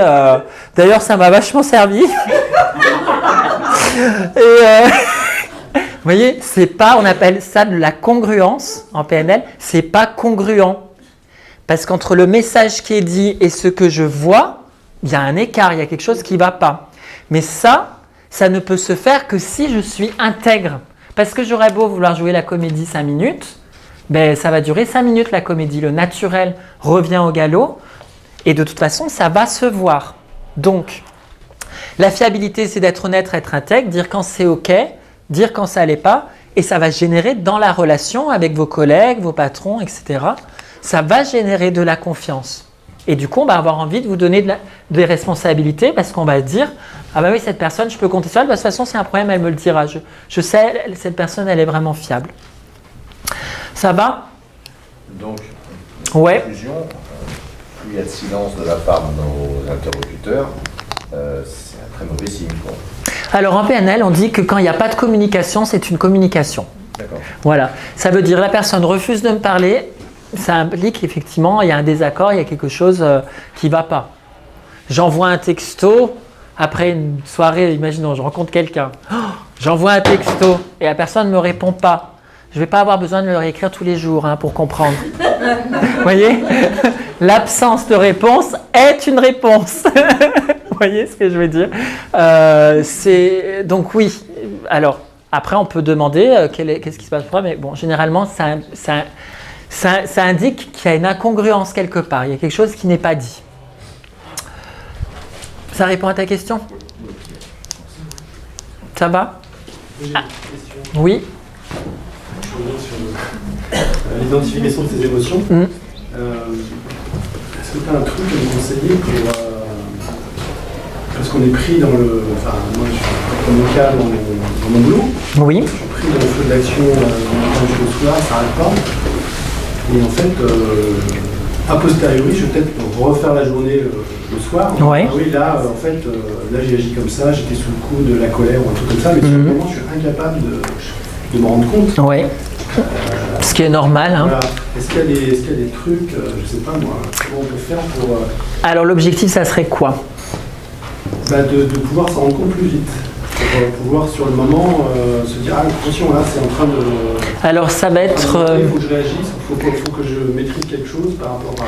Donc ça fait partie de la connaissance de soi, c'est-à-dire comment est-ce que tu te sens monter? Est-ce qu'il y a quelque chose, tu t'entends parler ou voilà, tu entends le son de ta voix, tu sens qu'il y a une certaine irritabilité et de le voir assez tôt pour pouvoir en faire quelque chose. Parce que si c'est pas pris assez tôt, ça va être trop tard. Sauf s'il y a un truc qui vraiment t'énerve et que ça arrive d'un coup, là c'est trop tard, la réponse émotionnelle est tout de suite. Mais pour les petits soucis, je veux dire quotidiens, c'est bien de s'y prendre dès que ça vient, s'y prendre tôt. Et pour les choses où c'est vraiment c'est gros et ça vient d'un coup, c'est une expérience à se dire la prochaine fois que ce genre de choses arrive, pardon, excusez-moi, c'est la décision que je prends par rapport à ce genre d'expérience. Par exemple, imaginez, voilà, vous êtes en réunion et vous avez le manager, je ne sais pas, ou le patron, il vous prend devant tout le monde et il fait un peu l'humiliation, ou par exemple, il fait un truc du genre... ou pas dans une réunion, il vient vous voir et il vous fait ah ben ça va, hein, tu bosses bien, vous rentrez de vacances et puis je sais pas le temps de vous y mettre, bon. Et il vous dit ah ben ça va, hein, c'était bien hein, les vacances, hein, c'était bien. Puis là vous sentez ce que ça veut dire, puis vous commencez Bah oui, c'était bien. Ouais. Ah ouais. Eh ben il y en a qui font pas grand chose, hein. Il y en a qui font pas grand chose, hein. Bah tranquille, hein, aujourd'hui, hein, tranquille. Voyez, par exemple. Et vous n'avez pas anticipé que vous allez avoir affaire à quelqu'un qui n'a pas d'intelligence émotionnelle. Et oui, en fait, souvent on compense pour les autres, hein, qui n'en ont pas. Parce que malheureusement, la mauvaise nouvelle, c'est que c'est vous qui êtes ici, c'est pas vos collègues. Donc il n'y a que vous qui allez pouvoir faire quelque chose dans le système. C'est de se dire, parce que là, quand on est pris dans le truc, des fois c'est l'angoisse ou la colère, mais là je ne sais pas comment gérer. Puis je rentre chez moi après, effectivement, et je me dis, ah ouais, mais ça m'énerve, je ne savais pas comment gérer. Bah, c'est d'en tirer une expérience et de se dire, la prochaine fois, quelle est l'émotion qui me serait aidante et qu'est-ce qui me serait aidant et qu'est-ce qui pourrait, qu'est-ce qui pourrait m'être utile et du coup, avec cette émotion-là, qu'est-ce que je ferais? Donc, par exemple, ça peut être, une émotion qui est aidante, ça peut être dans l'humour. Si j'ai envie de rigoler, je peux lui dire « Ah bah ouais, non mais t'as raison, alors là, franchement, ça lui oblige à me faire une demande, ça l'oblige à m'exprimer un besoin plutôt que de passer par 4 chemins. » Vous voyez? Ça peut être du détachement aussi. Je le laisse parler, puis c'est pas obligé de répondre, voyez. Mais quelle est l'émotion qui va m'aider? Et c'est de m'y préparer.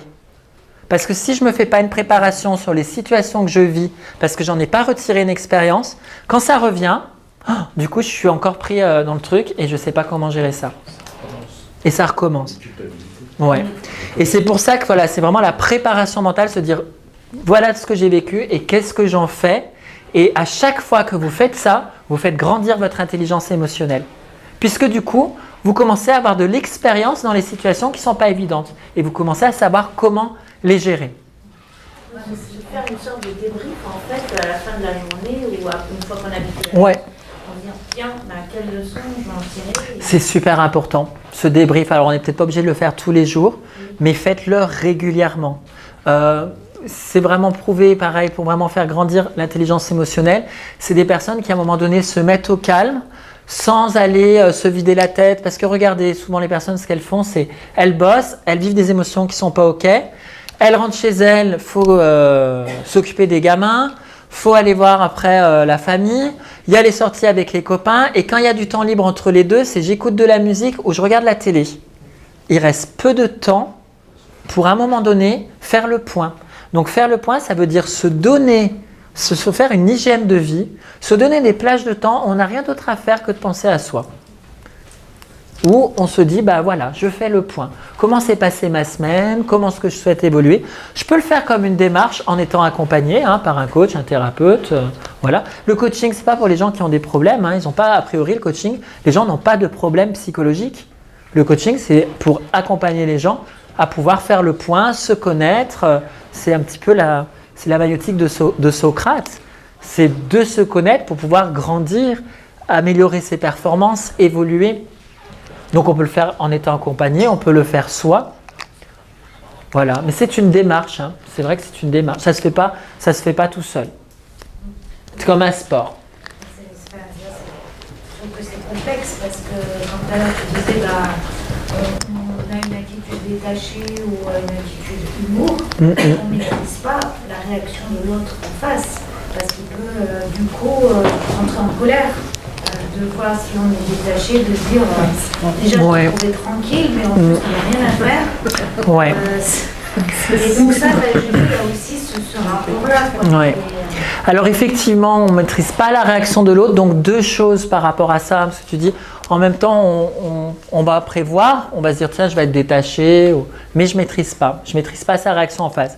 Ben, ça va me faire un apprentissage avec cette personne, de m'apprendre dans mon intelligence émotionnelle, et là c'est le 4e niveau, c'est de comprendre les émotions des autres, en fonction de ce que je connais de cette personne, quelle sera la ressource qui sera la mieux. Et des fois, je tombe à côté, ça ne marche pas, et c'est de se dire, bon, bah, cette stratégie ne marche pas, donc ça sera autre chose. Et il y a des gens, dans leur personnalité, il faut leur rentrer dedans. Il y a des personnalités comme ça, en énagramme, on voit type 8. Ça me fait penser à l'énagramme. Ouais. En type 8, en énagramme, si vous êtes plutôt communication non violente, etc., il va continuer à vous rentrer dedans, puis ça ne va pas aller. Par contre, si vous lui rentrez dedans, un type 8 en énagramme, il va se dire, purée, j'ai quelqu'un qui me tient tête, donc cette personne mérite mon respect. Respect. Voilà, ça dépend le profil. Donc effectivement, on ne peut pas trop savoir comment fonctionnent les autres à part l'expérience pareille qui parle quand on les côtoie. Donc l'idée c'est de changer jusqu'à ce qu'on ait une attitude qui marche bien. Autre chose aussi, alors attends juste que je me reformule, c'était on ne connaît pas la réaction de l'autre. Oui, l'idée c'est aussi de faire cette démarche pour soi, puisque la réaction de l'autre ça fait partie de l'environnement. Et dans un travail personnel, l'environnement c'est ce que moi je fais de l'environnement dans ma réalité intérieure. Et c'est ça qui est important dans ma vie. Qu'est-ce que je fais de mon environnement ? Il y a des personnes... C'est-à-dire la réaction qu'il a, lui, en face, si c'est de la colère, etc. Oui. L'émotion, elle lui appartient. Oui, ça lui appartient, mais en même temps, j'entends le besoin de la question qui a été posée avant, parce que si la personne, je mets une stratégie en place et que j'ai en réponse de la colère, est-ce que j'ai atteint mon but avec cette personne ? Oui, ça lui appartient, et en même temps, je n'ai pas atteint mon objectif.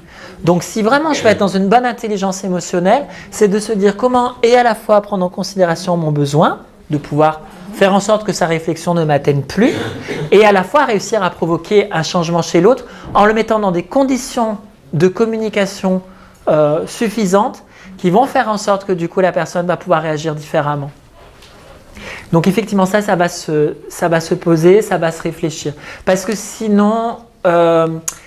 on se dit oui mais c'est pour moi que je fais et puis l'autre sa réaction lui appartient et en même temps dans ce genre de démarche de développement personnel il y a un moment donné on se rend compte qu'il y a un truc qui colle pas en fait parce que je vais bien, tout va bien mais j'atteins pas du tout mes objectifs relationnels. Ne pas avoir l'effet inverse non plus d'être comme une éponge voilà. et de tout prendre, enfin les émotions des autres. Tout à fait. C'est pour ça que c'est bien de ne pas faire du ou et effectivement comme tu le dis de faire du et à la fois penser à soi et en même temps réfléchir par rapport à l'autre. Ok, je vais activer un petit peu. Ça va pour tout le monde ? Oui. Alors, d'avoir aussi la maîtrise de soi, de la conscience professionnelle, le sens des responsabilités. Ça, c'est important. Hein, je m'engage à quelque chose, je le fais. Hein, c'est la conscience professionnelle. Ça, c'est vraiment important. L'adaptabilité, la souplesse face au changement. Si je dois, ça change de règles dans l'entreprise, ça change de manière de faire. Comment est-ce que je vis ça ? Voilà, si je suis rigide dans mes fonctionnements, oh là là, je ne veux pas changer mes habitudes, bah du coup, ça ne va pas être une bonne maîtrise de soi. De se dire, tiens, comment je peux faire différemment ? Effectivement, ça change. Je vais m'y faire, on va s'habituer, on va voir. Et l'innovation, c'est être à l'aise avec les nouvelles approches. Tiens, d'être curieux, comment on peut faire différemment. Si là, je vois que j'y arrive pas, peut-être que je peux faire différemment. Ça me fait penser tout ça en PNL, ça me fait penser aux 4 niveaux, enfin il y en a même 5, les niveaux d'apprentissage. Savoir faire face à l'adaptabilité, faire face au changement, l'innovation. C'est-à-dire qu'à un moment donné, quand l'environnement change, qu'il y a quelque chose qui n'a pas l'habitude, on ne savait pas qu'on ne savait pas faire, on est inconsciemment incompétent. Je vais le mettre ici. Inconsciemment incompétent. Je ne sais pas que je ne sais pas faire ce type de changement. Pardon. Et puis à un moment donné, il y a ce changement qui arrive et je deviens consciemment incompétent, c'est-à-dire je me rends compte que je n'arrive pas à m'adapter et je me rends compte que ces changements dans l'entreprise qu'il y a eu, je ne sais pas, je suis muté dans un nouveau service où il y a des règles qui ont changé, ou une nouvelle équipe à gérer, et là je me rends compte que je ne sais pas faire. Génial, je suis monté au 2e niveau, je suis devenu consciemment incompétent. Et là, 2 types de réactions émotionnelles. Soit on va avoir les gens qui n'ont pas d'intelligence émotionnelle et qui vont dire « Ah bah laisse tomber, moi je démissionne. Je vais donner ma démission puisque de toute façon, ils ont voulu nous muter avec des gens qui ne vont pas. Je démissionne. » Ou alors « Ah bah moi je me mets en arrêt maladie, comme ça ils vont comprendre. » Vous voyez ? Il n'y a pas d'intelligence émotionnelle à ce niveau-là, à ce moment-là. C'est de se dire comment de voir, tiens, il y a du changement. Et moi, dans ce changement, je me rends compte que je n'y arrive pas. Super, je suis au niveau consciemment incompétent, j'avance. Et donc en avançant, je vais pouvoir développer des nouvelles compétences où je vais devenir consciemment compétent. Ça veut dire, ça ne va pas être simple au début le changement. Mais à force de travailler, je finis par acquérir des nouvelles compétences. Et dans ces nouvelles compétences, à un moment donné, j'y arrive. Consciemment compétent, ça veut dire que je ne suis pas encore complètement à l'aise avec ce que je fais. Hein. Par exemple, vous venez de passer le permis de conduire. Vous avez votre permis de conduire, vous êtes consciemment compétent, mais vous regardez dans votre rétroviseur, vous surveillez les drapeaux, les panneaux sur la route, vous faites attention parce que cette compétence est nouvelle. Et il y a un moment donné, effectivement, dans l'adaptabilité et l'innovation, on devient inconsciemment compétent. Ça veut dire je sais faire et j'ai même plus à y penser. C'est naturel, comme quand vous conduisez, que vous avez le permis depuis longtemps, vous n'avez même plus besoin de regarder, de vous dire il faut passer la première, la deuxième. Non, ça se fait tout seul et vous pouvez tenir une discussion en même temps. Vous êtes inconsciemment compétent. Et les bons leaders, les bons managers ou les bons formateurs sont des personnes qui vont revenir à la compétence consciente. Ça veut dire qu'ils sauront expliquer comment est-ce qu'ils réussissent à faire ce qui pour eux est simple et naturel à des gens qui n'y arrivent pas. Ça veut dire qu'ils se souviennent qu'à un moment donné, ils ont été consciemment incompétents. Ça va? Allez, donc maîtrise de soi, maîtrise de ses émotions désagréables. Troisième maîtrise, troisième niveau, là on a écarté les émotions désagréables et on peut générer de la motivation, des émotions vraiment qui vont être agréables. Comment on fait? Ben écoutez, comment on fait pour se motiver? Mettez-vous, on a tous des ancrages, on a tous des choses qui nous remettent dans des états émotionnels. Ça peut être de la musique par exemple. Vous avez besoin, par exemple, avant d'arriver à votre travail, vous sentez que vous êtes fatigué, puis vraiment, vous avez du mal à vous y mettre. Et bien en fait, vous pouvez vous dire, si j'ai besoin d'énergie, allez. Et moi, c'est ce que je fais dans mes cours quand les gens font une formation en PNL. On commence la journée, je fais sauter tout le monde. Pourquoi je fais sauter tout le monde? Et je mets la musique, comme ça. J'ai commencé la conférence, ça va, bon.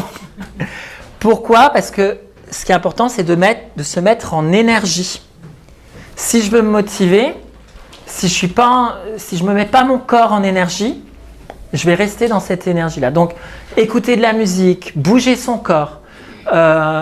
Et il y a des musiques qui vont vraiment aussi vous rappeler certains types d'émotions, d'autres qui vont vous mettre dans la joie, d'autres qui vont vous mettre voilà, dans la tristesse. On l'a vu, la tristesse, ça peut être d'accepter. Vous vouliez un poste, et puis c'est le collègue qui l'a eu et vous ne l'avez pas eu. Et vous ne pouvez rien faire. Bah, écoutez une musique triste et puis pleurer un coup, ça vous aidera à accepter. Vous voyez?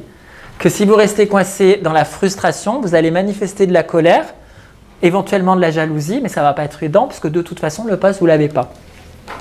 Alors que si vous dites, tiens, je voulais ça, je ne l'ai pas eu, je vais générer chez moi l'émotion qui est appropriée, me motiver, par exemple, tu vas être triste parce que là, c'est approprié. Je pleure mon coup, je digère et après la déception, je passe à l'acceptation. Et quand on me voit, on dit, ah bah ça va, en fait, vraiment, qu'est-ce qui gère bien? Et l'entreprise va dire, ah ouais, mais c'est quelqu'un qui gère bien la déception. Pourtant, on savait que c'était important. Ah, vous voyez? Donc, quels sont les ancrages? Ça peut être, moi, souvent, je trouve la musique, c'est bien, mais qu'est-ce que vous pouvez faire pour vous mettre dans les états émotionnels que vous voulez? Donc, motivation. Donc, dans la motivation, on a l'exigence de perfection, s'améliorer. Ça veut dire toujours de se dire comment je pourrais faire pour m'améliorer? Qu'est-ce que je pourrais faire encore mieux? C'est important de toujours avoir envie de ça. L'un des critères qui est vraiment intéressant pour apprendre à s'améliorer, c'est de savoir recevoir du feedback. Ça veut dire quand une personne vient évaluer votre travail, souvent on a envie, j'aime bien donner cet exemple. Je viens avec non, c'est pas grave. J'ai le droit de prendre ton truc. Merci. Je viens, j'ai mis dans mon travail de l'orange et du vert. Et je suis content parce que c'est ce que j'ai fait. J'attends que mon manager ou mon patron me dise « Waouh, c'est beau, tu as mis du orange et tu as mis du vert. » Ouais, j'attends qu'il me dise ça, c'est ce que j'ai fait. Et quand je reçois un feedback que je veux m'améliorer, en fait, c'est pas comme ça. En fait, il me dit « Tu as mis du vert ?» Je me dis « Ah, oui, c'est vrai. » Puis il me dit « Tu as mis du noir. » Alors ça, je n'avais pas vu. Il me dit « Tu as mis du rouge. » Du rouge. Il me dit « Tu as mis du rouge. » Et puis tu as mis du bleu. Mais moi, il y a un million de trucs là que je n'ai pas vu, que je ne savais pas et que je n'avais pas envie qu'on me dise. Et donc, premier réflexe à faire, c'est ça.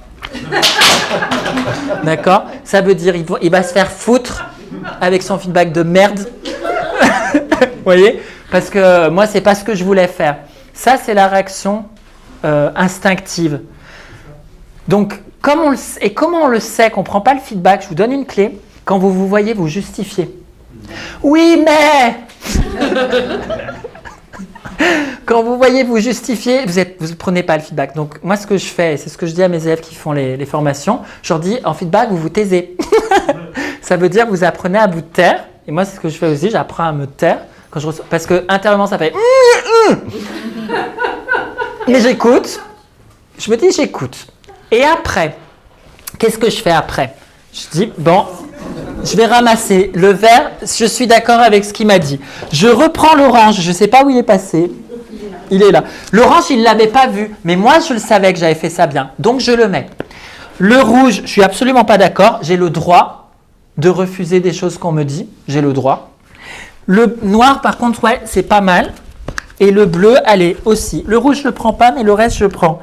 Et bien, regardez, au final, quand je prends le feedback, je repars beaucoup plus riche que les deux trucs de base avec lesquels ce que je voulais entendre et ce que j'avais prévu. Parce que non seulement j'ai les deux trucs que je voulais, mais je me suis enrichi. Et c'est ça qui va me permettre de m'améliorer. Donc vraiment, c'est très utile de demander du feedback. Osez le demander. Par exemple, un mauvais manager, souvent c'est quelqu'un qui ne va pas donner de feedback. Donc comme il ne donne pas de feedback, ses équipes ne se sentent pas encouragées. Et il faut le savoir qu'une équipe, un employé préfère avoir un feedback négatif que aucun feedback. Le pire, si vous êtes dans un poste de responsabilité, c'est de ne rien dire. C'est horrible. Parce que la personne ne se sent pas estimée, ne se sent pas exister. Donc, si vous n'en avez pas, demandez du feedback. Ça vous donnera des pistes. L'engagement dans la motivation, c'est d'épouser les objectifs du groupe, se dire tiens, le groupe a cet objectif, c'est important pour le groupe. Je me mets en accord avec eux parce que si je me mets que en ah non, mais je ne suis pas d'accord avec vous, je ne suis pas d'accord, au nom de mes valeurs, alors c'est là où il faut faire du et justement, et à la fois j'écoute mes valeurs, mon intégrité, et à la fois j'écoute les besoins du groupe, comment je peux concilier les deux. Et vérifier, parce que des fois, il y a des tempéraments, les personnes, de toute façon, vous leur dites noir et ils vont avoir le réflexe de dire, eh ben moi je vous dis que c'est blanc. Bon, allez, d'accord, c'est blanc. Oui, mais moi je vous dis que ça peut être noir aussi. Donc ça, c'est épuisant pour une équipe. Il faut se surveiller quand est-ce que c'est un réflexe automatique chez moi de faire ça et quand est-ce que ça devient utile. Voilà. Et si ça ne l'est pas, si ce n'est pas utile, c'est intéressant pour l'équipe plutôt de montrer son soutien. L'esprit d'initiative, c'est saisir les opportunités. Ça veut dire, j'ouvre les idées et s'il y a un truc qui va bien, qui peut servir les collègues ou qui peut me servir, je prends l'opportunité. Je vais vous donner un exemple qui est vraiment, moi qui m'avait beaucoup parlé, et c'est le cas très souvent des gens qui ont eu des hautes réussites, des gens qui ont été très très connus sur des grandes réussites. Souvent, c'est parce qu'ils ont eu des opportunités là où il y avait des échecs. C'est-à-dire, c'est pas ce qu'ils voulaient faire au début. Et ils sont arrivés sur un résultat qui était foiré. Et ce résultat, au lieu de le jeter, ils se sont dit, tiens, mais ce résultat, ça peut être intéressant pour autre chose que je n'avais pas pensé. Je pense notamment à la pénicilline, la création médicale de ça. En fait, je ne sais plus quelle expérience ils voulaient faire, mais ils ont fait une expérience médicale et donc ça a fait des champignons. Et ils se sont dit, merde, ça a raté, ça a fait des champignons. Mais ils se sont dit, comment ça se fait que ça a fait des champignons et on va les regarder. Et en fait, c'est là qu'ils ont trouvé la pénicilline. Mais s'ils s'étaient juste dit, oh, ça n'a pas marché, on ne s'intéresse pas, ça ne serait jamais arrivé. Voyez. Donc des fois, les opportunités arrivent là où on ne les attend pas. Et aussi, l'optimisme, c'est d'arriver à rester, malgré les obstacles, confiant, optimiste, avoir plutôt les solutions plutôt que les problèmes et de vraiment rester dans l'optimisme. Ça, c'est une belle capacité de maîtrise de soi. Ça va?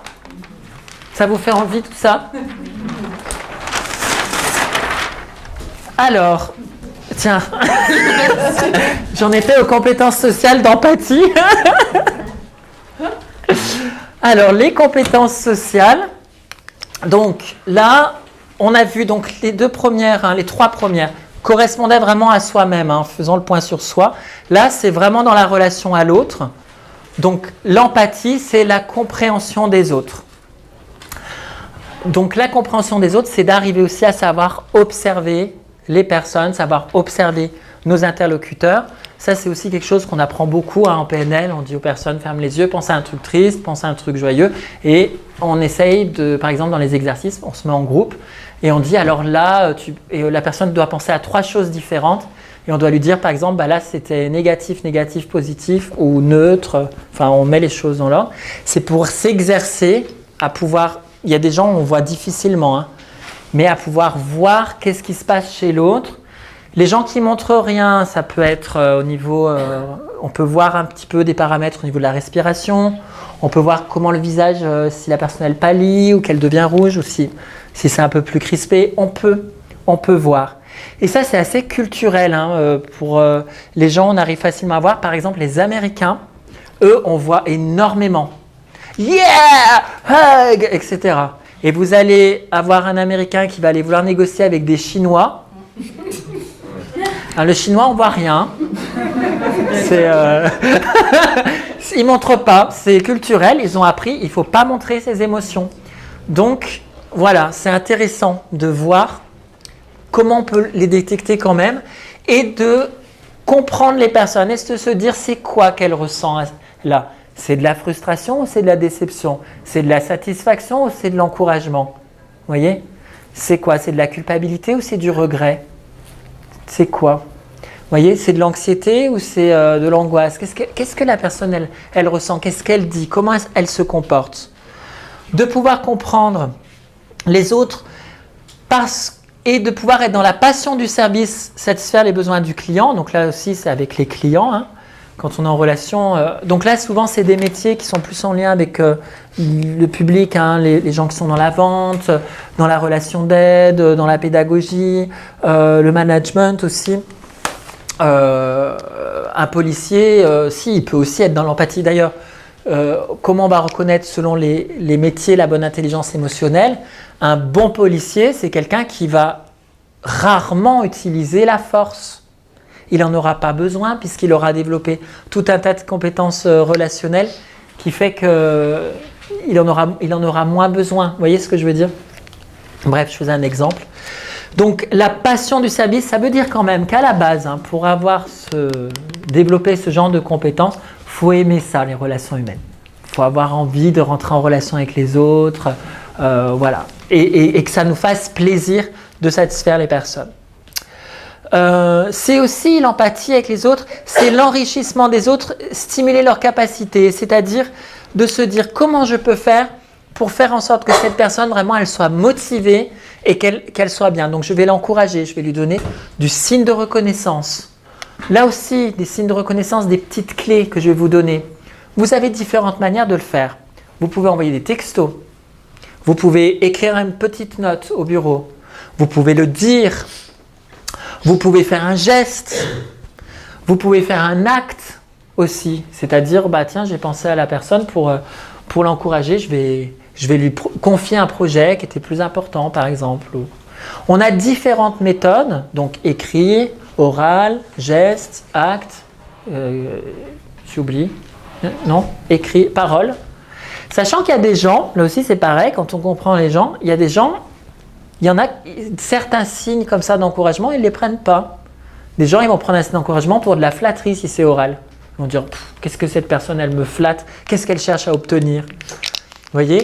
Ou les personnes, on va leur faire un acte et du coup, ils vont se sentir redevables. Ils vont dire, ah non, mais fallait pas. Vous voyez? Donc ça dépend. Et on a tous des choses qu'on aime recevoir en signe de reconnaissance et certaines choses qu'on n'aime pas. Donc c'est pareil, tiens, comment la personne, je peux détecter, comment je peux stimuler ses capacités parce que j'ai remarqué que ses capacités sont stimulées, cette personne, quand on fait ça. Vous voyez? Donc ça aussi, c'est une bonne intelligence émotionnelle. Moi, vraiment, un outil qui m'a aidé, voilà, c'est l'énéagramme. L'énéagramme pour arriver à comprendre les autres, c'est un outil génial. On a 9 types de personnalités. On voit rapidement comment les gens se comportent, quel est leur profil. Ça permet vraiment de comprendre où est-ce que c'est intéressant d'aller et où est-ce qu'il ne faut surtout pas aller. Donc je ne vais pas vous faire une conférence sur l'Ennéagramme, je peux vous en parler des heures. Mais c'est un outil intéressant. Exploitation de la diversité, se dire tiens, dans une équipe, ceux-là ils sont trop différents et ça ne va pas le faire, ou cette personne elle est trop différente de moi, ça ne va pas le faire. Ben non, génial. Quelles sont les qualités que moi j'ai pas du tout et où est-ce que elle peut m'aider là où j'ai du mal, vous voyez? Et faire de la diversité une richesse et non pas une contrainte. Donc ça c'est intéressant aussi. Et d'avoir aussi dans son empathie, dans les compétences sociales, le sens politique. Ça c'est particulièrement important pour les dirigeants d'entreprise. S'ils n'ont pas un sens de la politique, ça va être chaud, ou des managers. C'est d'observer qu'est-ce qui se joue dans un groupe, c'est quoi les relations de pouvoir. Parce que dans un groupe, mesdames et messieurs, on a toujours des jeux psychologiques qui se créent. Des jeux psychologiques, dans les relations de pouvoir, on en a qui jouent la victime, c'est-à-dire qui se plaignent en permanence. Aidez-moi, et je me suis encore cassé un bras. Ou j'ai encore, c'est pas de ma faute, mon ordinateur a planté parce qu'il y a eu un virus informatique. Ah bah ça tombe toujours sur toi. On a les sauveurs qui du coup, eux, se sentent valorisés parce qu'ils vont aider les victimes et ils sont toujours à faire le boulot des autres, mais pas forcément leur boulot à eux, ils font le boulot des autres. Et on a les persécuteurs et eux, c'est ceux qui font les reproches. Et ils ne font que ça, de critiquer le travail des autres. D'avoir un sens politique, c'est d'observer qui joue quoi et comment ça tourne, parce que ça tourne. C'est-à-dire qu'à un moment donné, la victime, le sauveur aide sa victime, la victime se fait mal aider parce que de toute façon, elle joue la victime. Du coup, le sauveur devient persécuteur parce qu'il se met en colère contre sa victime qu'il a voulu aider mais qu'elle n'a pas fait ce qu'il avait dit. Ou il a fait le travail de la victime mais lui, ça l'a mis en retard et comme ça l'a mis en retard, du coup, il est en porte-à-faux, donc du coup, il l'engueule. Enfin, vous voyez, ça tourne. Et du coup, c'est intéressant de repérer ce qui se joue. Parce qu'en repérant ce qui se joue, on va pouvoir aussi, justement, pouvoir responsabiliser les personnes et anticiper ce type d'enjeu. Donc ça, c'est d'avoir ce sens-là. Forcément un des trois. Ah oui, alors on joue en plus les trois. Et on les joue, hein. On les joue. Même qu'on a fait du développement personnel. On les joue. C'est-à-dire que c'est en stress. En fait, il faut vraiment être sous vigilance pour ne pas jouer ces jeux-là, mais on a tous une porte d'entrée quelque part, selon notre sensibilité, parce qu'en fait, que je sois victime, sauveur ou coupable, persécuteur, en fait, c'est une manière d'obtenir de l'attention et des signes de reconnaissance. C'est-à-dire, un employé, par exemple, qui n'a pas assez de signes de reconnaissance par son manager, et bien du coup, il va vouloir faire encore plus le boulot des autres pour montrer, pour se faire remarquer, là, parce qu'il est ici. La victime, elle, si elle n'a pas de signe de reconnaissance du manager, elle ne va pas aller faire plus de boulot, hein. Elle va se plaindre. Et elle va dire, mais oui, mais là, voilà. Ou alors, ça peut être se plaindre en syndicat aussi. Hein. Ouais, mais c'est dégueulasse. Voilà. Le persécuteur, oui, remarquez, non, ça serait plus persécuteur, voilà, qui va rentrer vraiment dans cette... et qui peut même embarquer tout le monde avec lui. Tout ça, c'est du jeu psychologique. Le point commun, c'est que ces personnes ont toutes besoin de signes de reconnaissance. Et au lieu de dire au manager, en fait, donnez-moi du feedback, parce que là, j'en ai pas eu, en fait. J'ai eu que du feedback négatif, mais je ne sais pas dans mes compétences qui étaient bien, j'aurais besoin que vous puissiez me le dire. Au lieu de faire ça, elle passe par des jeux cachés. Donc on le fait. Et on ne le fait pas qu'au travail, on le fait dans la famille. C'est horrible. La famille, c'est encore pire. Un jour, je ferai la famille. Mais ça se joue, ça se joue. Donc l'idée, c'est d'être aussi vigilant, à se dire comment est-ce que je récupère une posture de responsabilité, c'est-à-dire à prendre en considération mon besoin, faire une demande claire et ne pas rentrer dans ce type de jeu. Ça va ? Chaque sujet, vous savez, je pourrais vraiment les développer, mais l'idée ce soir, c'est vraiment vous donner des clés pour mieux gérer votre intelligence émotionnelle. Allez, il nous reste 5 minutes pour ça, les aptitudes sociales. Donc là, l'aptitude sociale, c'est vraiment, ça va concerner une aptitude pour gérer un groupe entier. Hein. Donc là, ça concerne bien en intelligence émotionnelle les gens qui ont des postes, des formateurs, des dirigeants, des managers, des gens qui ont des groupes avec eux. Comment est-ce qu'ils gèrent ça? L'ascendant, savoir persuader, savoir quand vous avez un message, et tout le monde peut quand même avoir besoin de ça. Vous imaginez par exemple quelqu'un qui dans son métier est chercheur en laboratoire et il est tout seul. S'il n'a pas une force de persuasion et qu'il fait une super découverte qui peut être capitale par exemple pour la médecine ou la santé, s'il n'a pas une force de persuasion, il n'osera pas, parce qu'il va rencontrer des obstacles. Hein. Ce n'est pas parce qu'il est dans un laboratoire et qu'il est moins dans les relations humaines qu'il n'a pas d'obstacles relationnels. Il a les mêmes que tout le monde. Ben, s'il n'a pas d'intelligence émotionnelle, il a fait une super découverte le gars, ben, du coup il va être frustré et puis ça n'aboutira pas parce qu'il n'aura pas la force de persuasion. Donc je dirais peu importe hein, le métier qu'on fait. Et comment tu la développes? Alors, comment on la développe, la persuasion? Moi, j'aime bien toutes les techniques qui sont la prise de parole en public. Ça, c'est intéressant. Le théâtre d'improvisation, c'est une super... ça, c'est bien le théâtre d'impro parce que du coup, vous avez des thèmes où... c'est un exemple, hein, je vous donne des outils que j'ai utilisés en fait. Hein, donc, tu as un thème et puis tu dois improviser face à un thème inconnu. Voilà, prise de parole en public, en tout cas, parler devant un groupe. Savoir quand vous êtes d'accord ou que vous n'êtes pas d'accord, vous parlez déjà entre amis par exemple, dans des petits groupes, commencez. Si vraiment vous êtes un peu timide, commencez dans des petits groupes et puis exprimez vos idées dans ces petits groupes. Vous pouvez vous dire tiens mais c'est intéressant de se dire tiens sur un sujet qui me plaît, je vais me filmer et puis pendant 10 minutes je vais parler de cette idée et puis je vais me regarder et puis je vais voir est-ce que moi, si je me mets à la place de quelqu'un qui écoute, est-ce que ça a l'air convaincant ce que je dis ou pas? Est-ce que, voilà. Donc, c'est de s'entraîner, de s'entraîner. De savoir communiquer, c'est-à-dire être clair et convaincant. Donc, pour être convaincant, il s'agit d'être clair dans sa communication. Pour réussir à être clair, c'est toujours intéressant de se mettre à la place des autres. Si je me mets dans leur basket, est-ce qu'ils comprennent ce que je suis en train de me dire? Parce que si vous avez un ingénieur face à vous qui n'a pas d'intelligence émotionnelle, vous lui dites, ou je ne sais pas, par exemple, quelqu'un qui fait de la physique quantique. L'autre jour, je discutais avec quelqu'un qui faisait de la physique quantique et je lui dis, ah, c'est bien, je m'intéresse à la physique quantique parce que c'est intéressant, la physique des possibles, etc. Avec des notions vraiment de base. Et je lui dis, alors, ils ont fait une expérience, bon, je lui raconte une expérience, j'étais au courant. Explique-moi, c'est vrai, c'est pas vrai? Comme quoi, apparemment, l'observateur influe sur la réalité. Et là, il m'explique. Mais alors, il m'explique. J'ai rien compris. Pourquoi? Parce qu'il ne s'est pas mis dans la peau de quelqu'un qui ne comprend pas. Il n'a utilisé que des mots, qu'un langage de son expertise à lui. Donc, savoir communiquer, être clair et convaincant, c'est se mettre au niveau de la personne. J'espère que ce soir, vous me comprenez. Mais si je suis avec des élèves en PNL, je vous fais la même conférence, je leur dis que des mots techniques. Et puis, mais la manière dont je vais le faire avec vous, c'est pas pareil, parce que vous n'avez pas fait de cours, vous voyez. Donc, c'est de savoir se dire, tiens, bah, j'espère que d'ailleurs c'est réussi, mais c'est de savoir utiliser le langage de la personne qui est en face de soi. Être clair et convaincant. La direction, c'est d'inspirer et de guider les groupes. Alors, inspirer, ça veut dire aussi, quand je parlais de la congruence tout à l'heure, c'est-à-dire je dis quelque chose, je le fais et je me l'applique.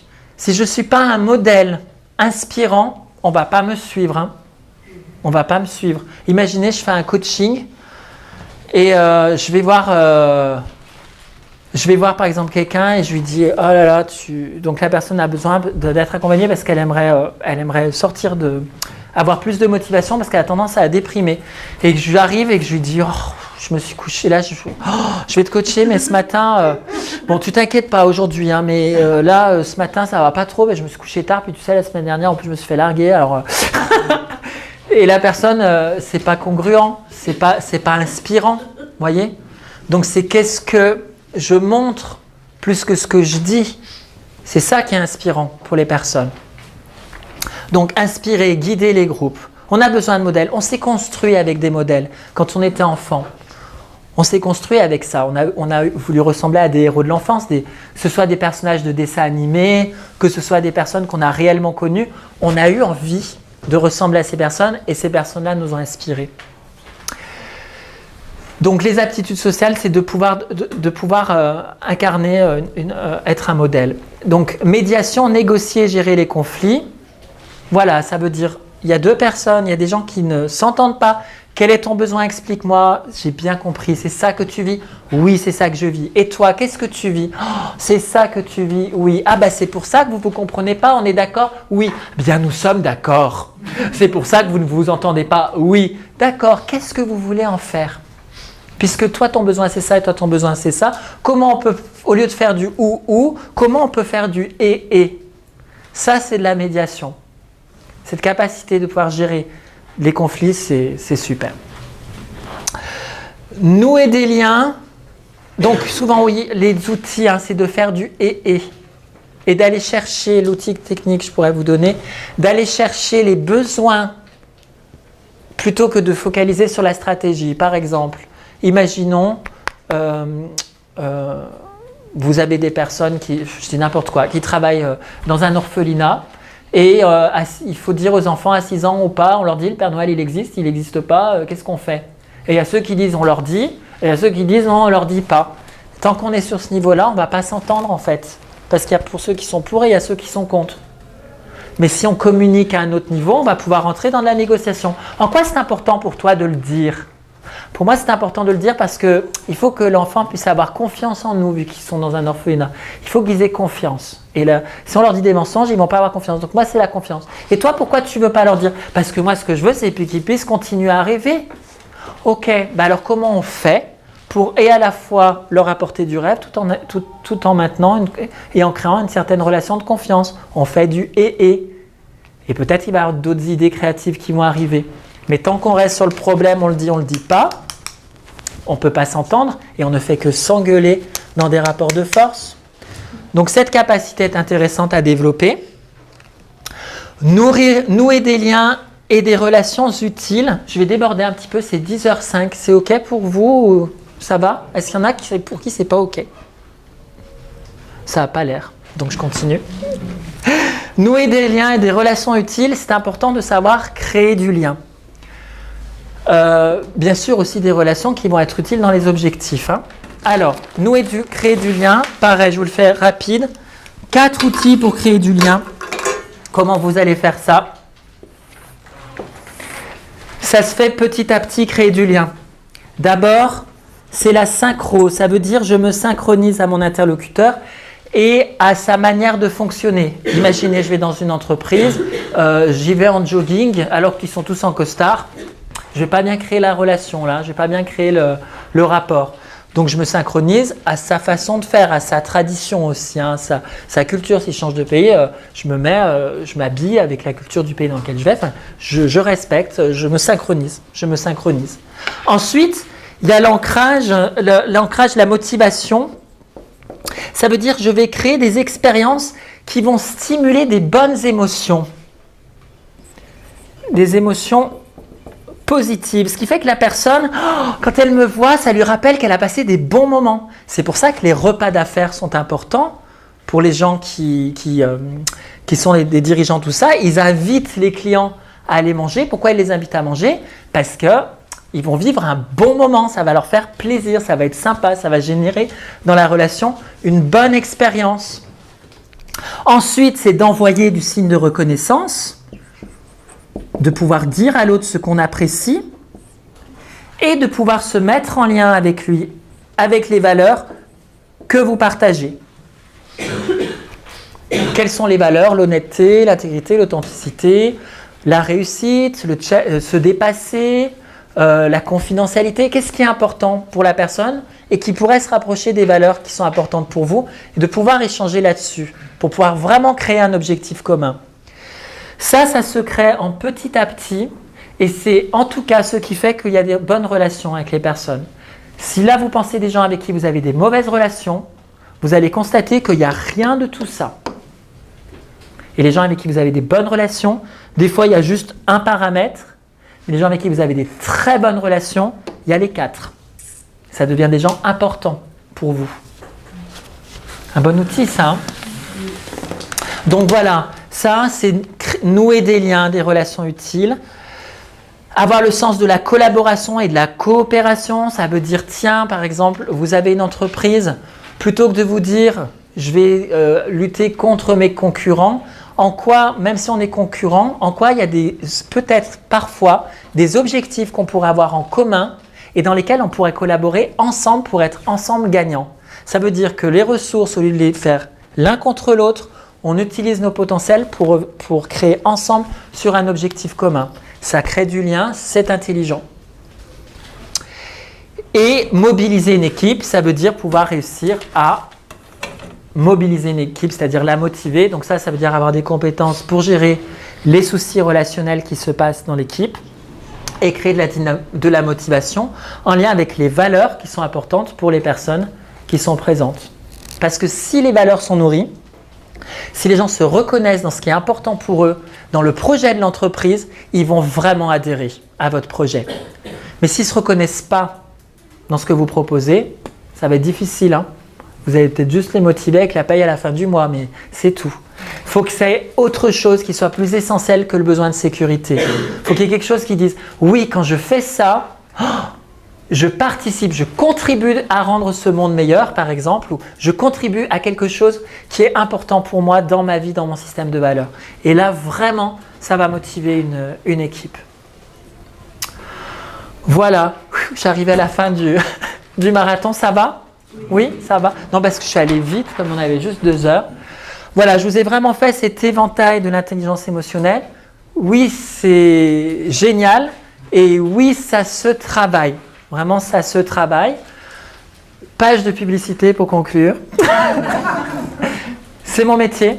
Je suis enseignant PNL. Il y a des formations qui sont faites pour ça. Les gens qui font un cursus en PNL, ils apprennent ça. Ils ont de la théorie, on a de la pratique. C'est vraiment ce que vous apprenez en stage de formation, parce que c'est sur plusieurs jours. Il y a du coaching individuel, c'est bien pour des soucis ciblés, pour des choses ciblées, mais pour moi, ce qui forme le plus, c'est la formation. Honnêtement, tout ce qui est formation, c'est vraiment génial et je le vois des élèves qui suivent vraiment ce parcours, moi pour l'avoir vécu, et je le vois des élèves qui suivent ce parcours, les évolutions dans leur vie professionnelle, personnelle, relationnelle. Donc, je vous invite vraiment à vous intéresser à cela. Alors, je fais l'énéagramme aussi. D'ailleurs, j'en fais les 19 et 20 avril prochains, sur 2 jours. C'est intéressant pour arriver à comprendre. Tu l'as fait sur 2 jours. Et c'est le module 1, voilà, c'est plusieurs. Donc, voilà. Après, c'est une décision, c'est de se dire qu'est-ce que je veux faire de ma vie, qu'est-ce que je décide. La théorie, c'est bien, mais vraiment, la pratique est vraiment intéressante. Donc, voilà. Tu peux repréciser la PNL parce que moi, alors, la PNL, donc, c'est programmation neurolinguistique. Ce sont des méthodes de communication, de gestion, donc de communication personnelle, interpersonnelle, c'est-à-dire avec l'autre. Des méthodes pour gérer ses émotions, pour s'exprimer aussi par rapport à ses émotions. Des méthodes pour clarifier ses objectifs, clarifier ses buts, ses valeurs, mais des objectifs à court, moyen, long terme. Des méthodes pour aussi apprendre à gérer des personnalités des fois difficiles. Ce que j'en retenais, c'était les systèmes d'ancrage. Comment ? Il n'y avait pas un système d'ancrage. Oui, il y a ça aussi, ça fait partie des techniques, l'ancrage. Bon, je ne l'ai pas expliqué ce soir, mais ça fait partie des techniques de préparation mentale. Il y a des grands sportifs qui ont utilisé ça. Dernièrement, Laurent Manoudou en a témoigné sur France 2. Il parlait vraiment qu'il avait une préparation mentale avec la PNL. C'est utilisé dans les entreprises, dans le management, la pédagogie, la relation d'aide, le coaching. Bon, ici, c'est une école de PNL plus une école de coaching pour les gens qui veulent faire ce métier. Mais il y a des gens qui veulent faire de la PNL juste pour eux, sans forcément faire le module professionnel. Voilà. Donc, si ça vous intéresse, il reste quelques plaquettes. Sinon, dans le pire des cas, vous demandez à Christy, elle vous envoie le mail. Parce qu'en plus, les dates viennent de changer. Donc, les dates ne sont pas à jour sur la plaquette. Mais voilà, j'aurai grand plaisir à vous accompagner. Et j'espère que ce soir, je vous ai apporté quelques clés qui vous seront utiles si vous décidez d'en mettre quelques-unes en œuvre dans votre autonomie. Voilà. Merci. Voilà, merci, bonne soirée, merci beaucoup.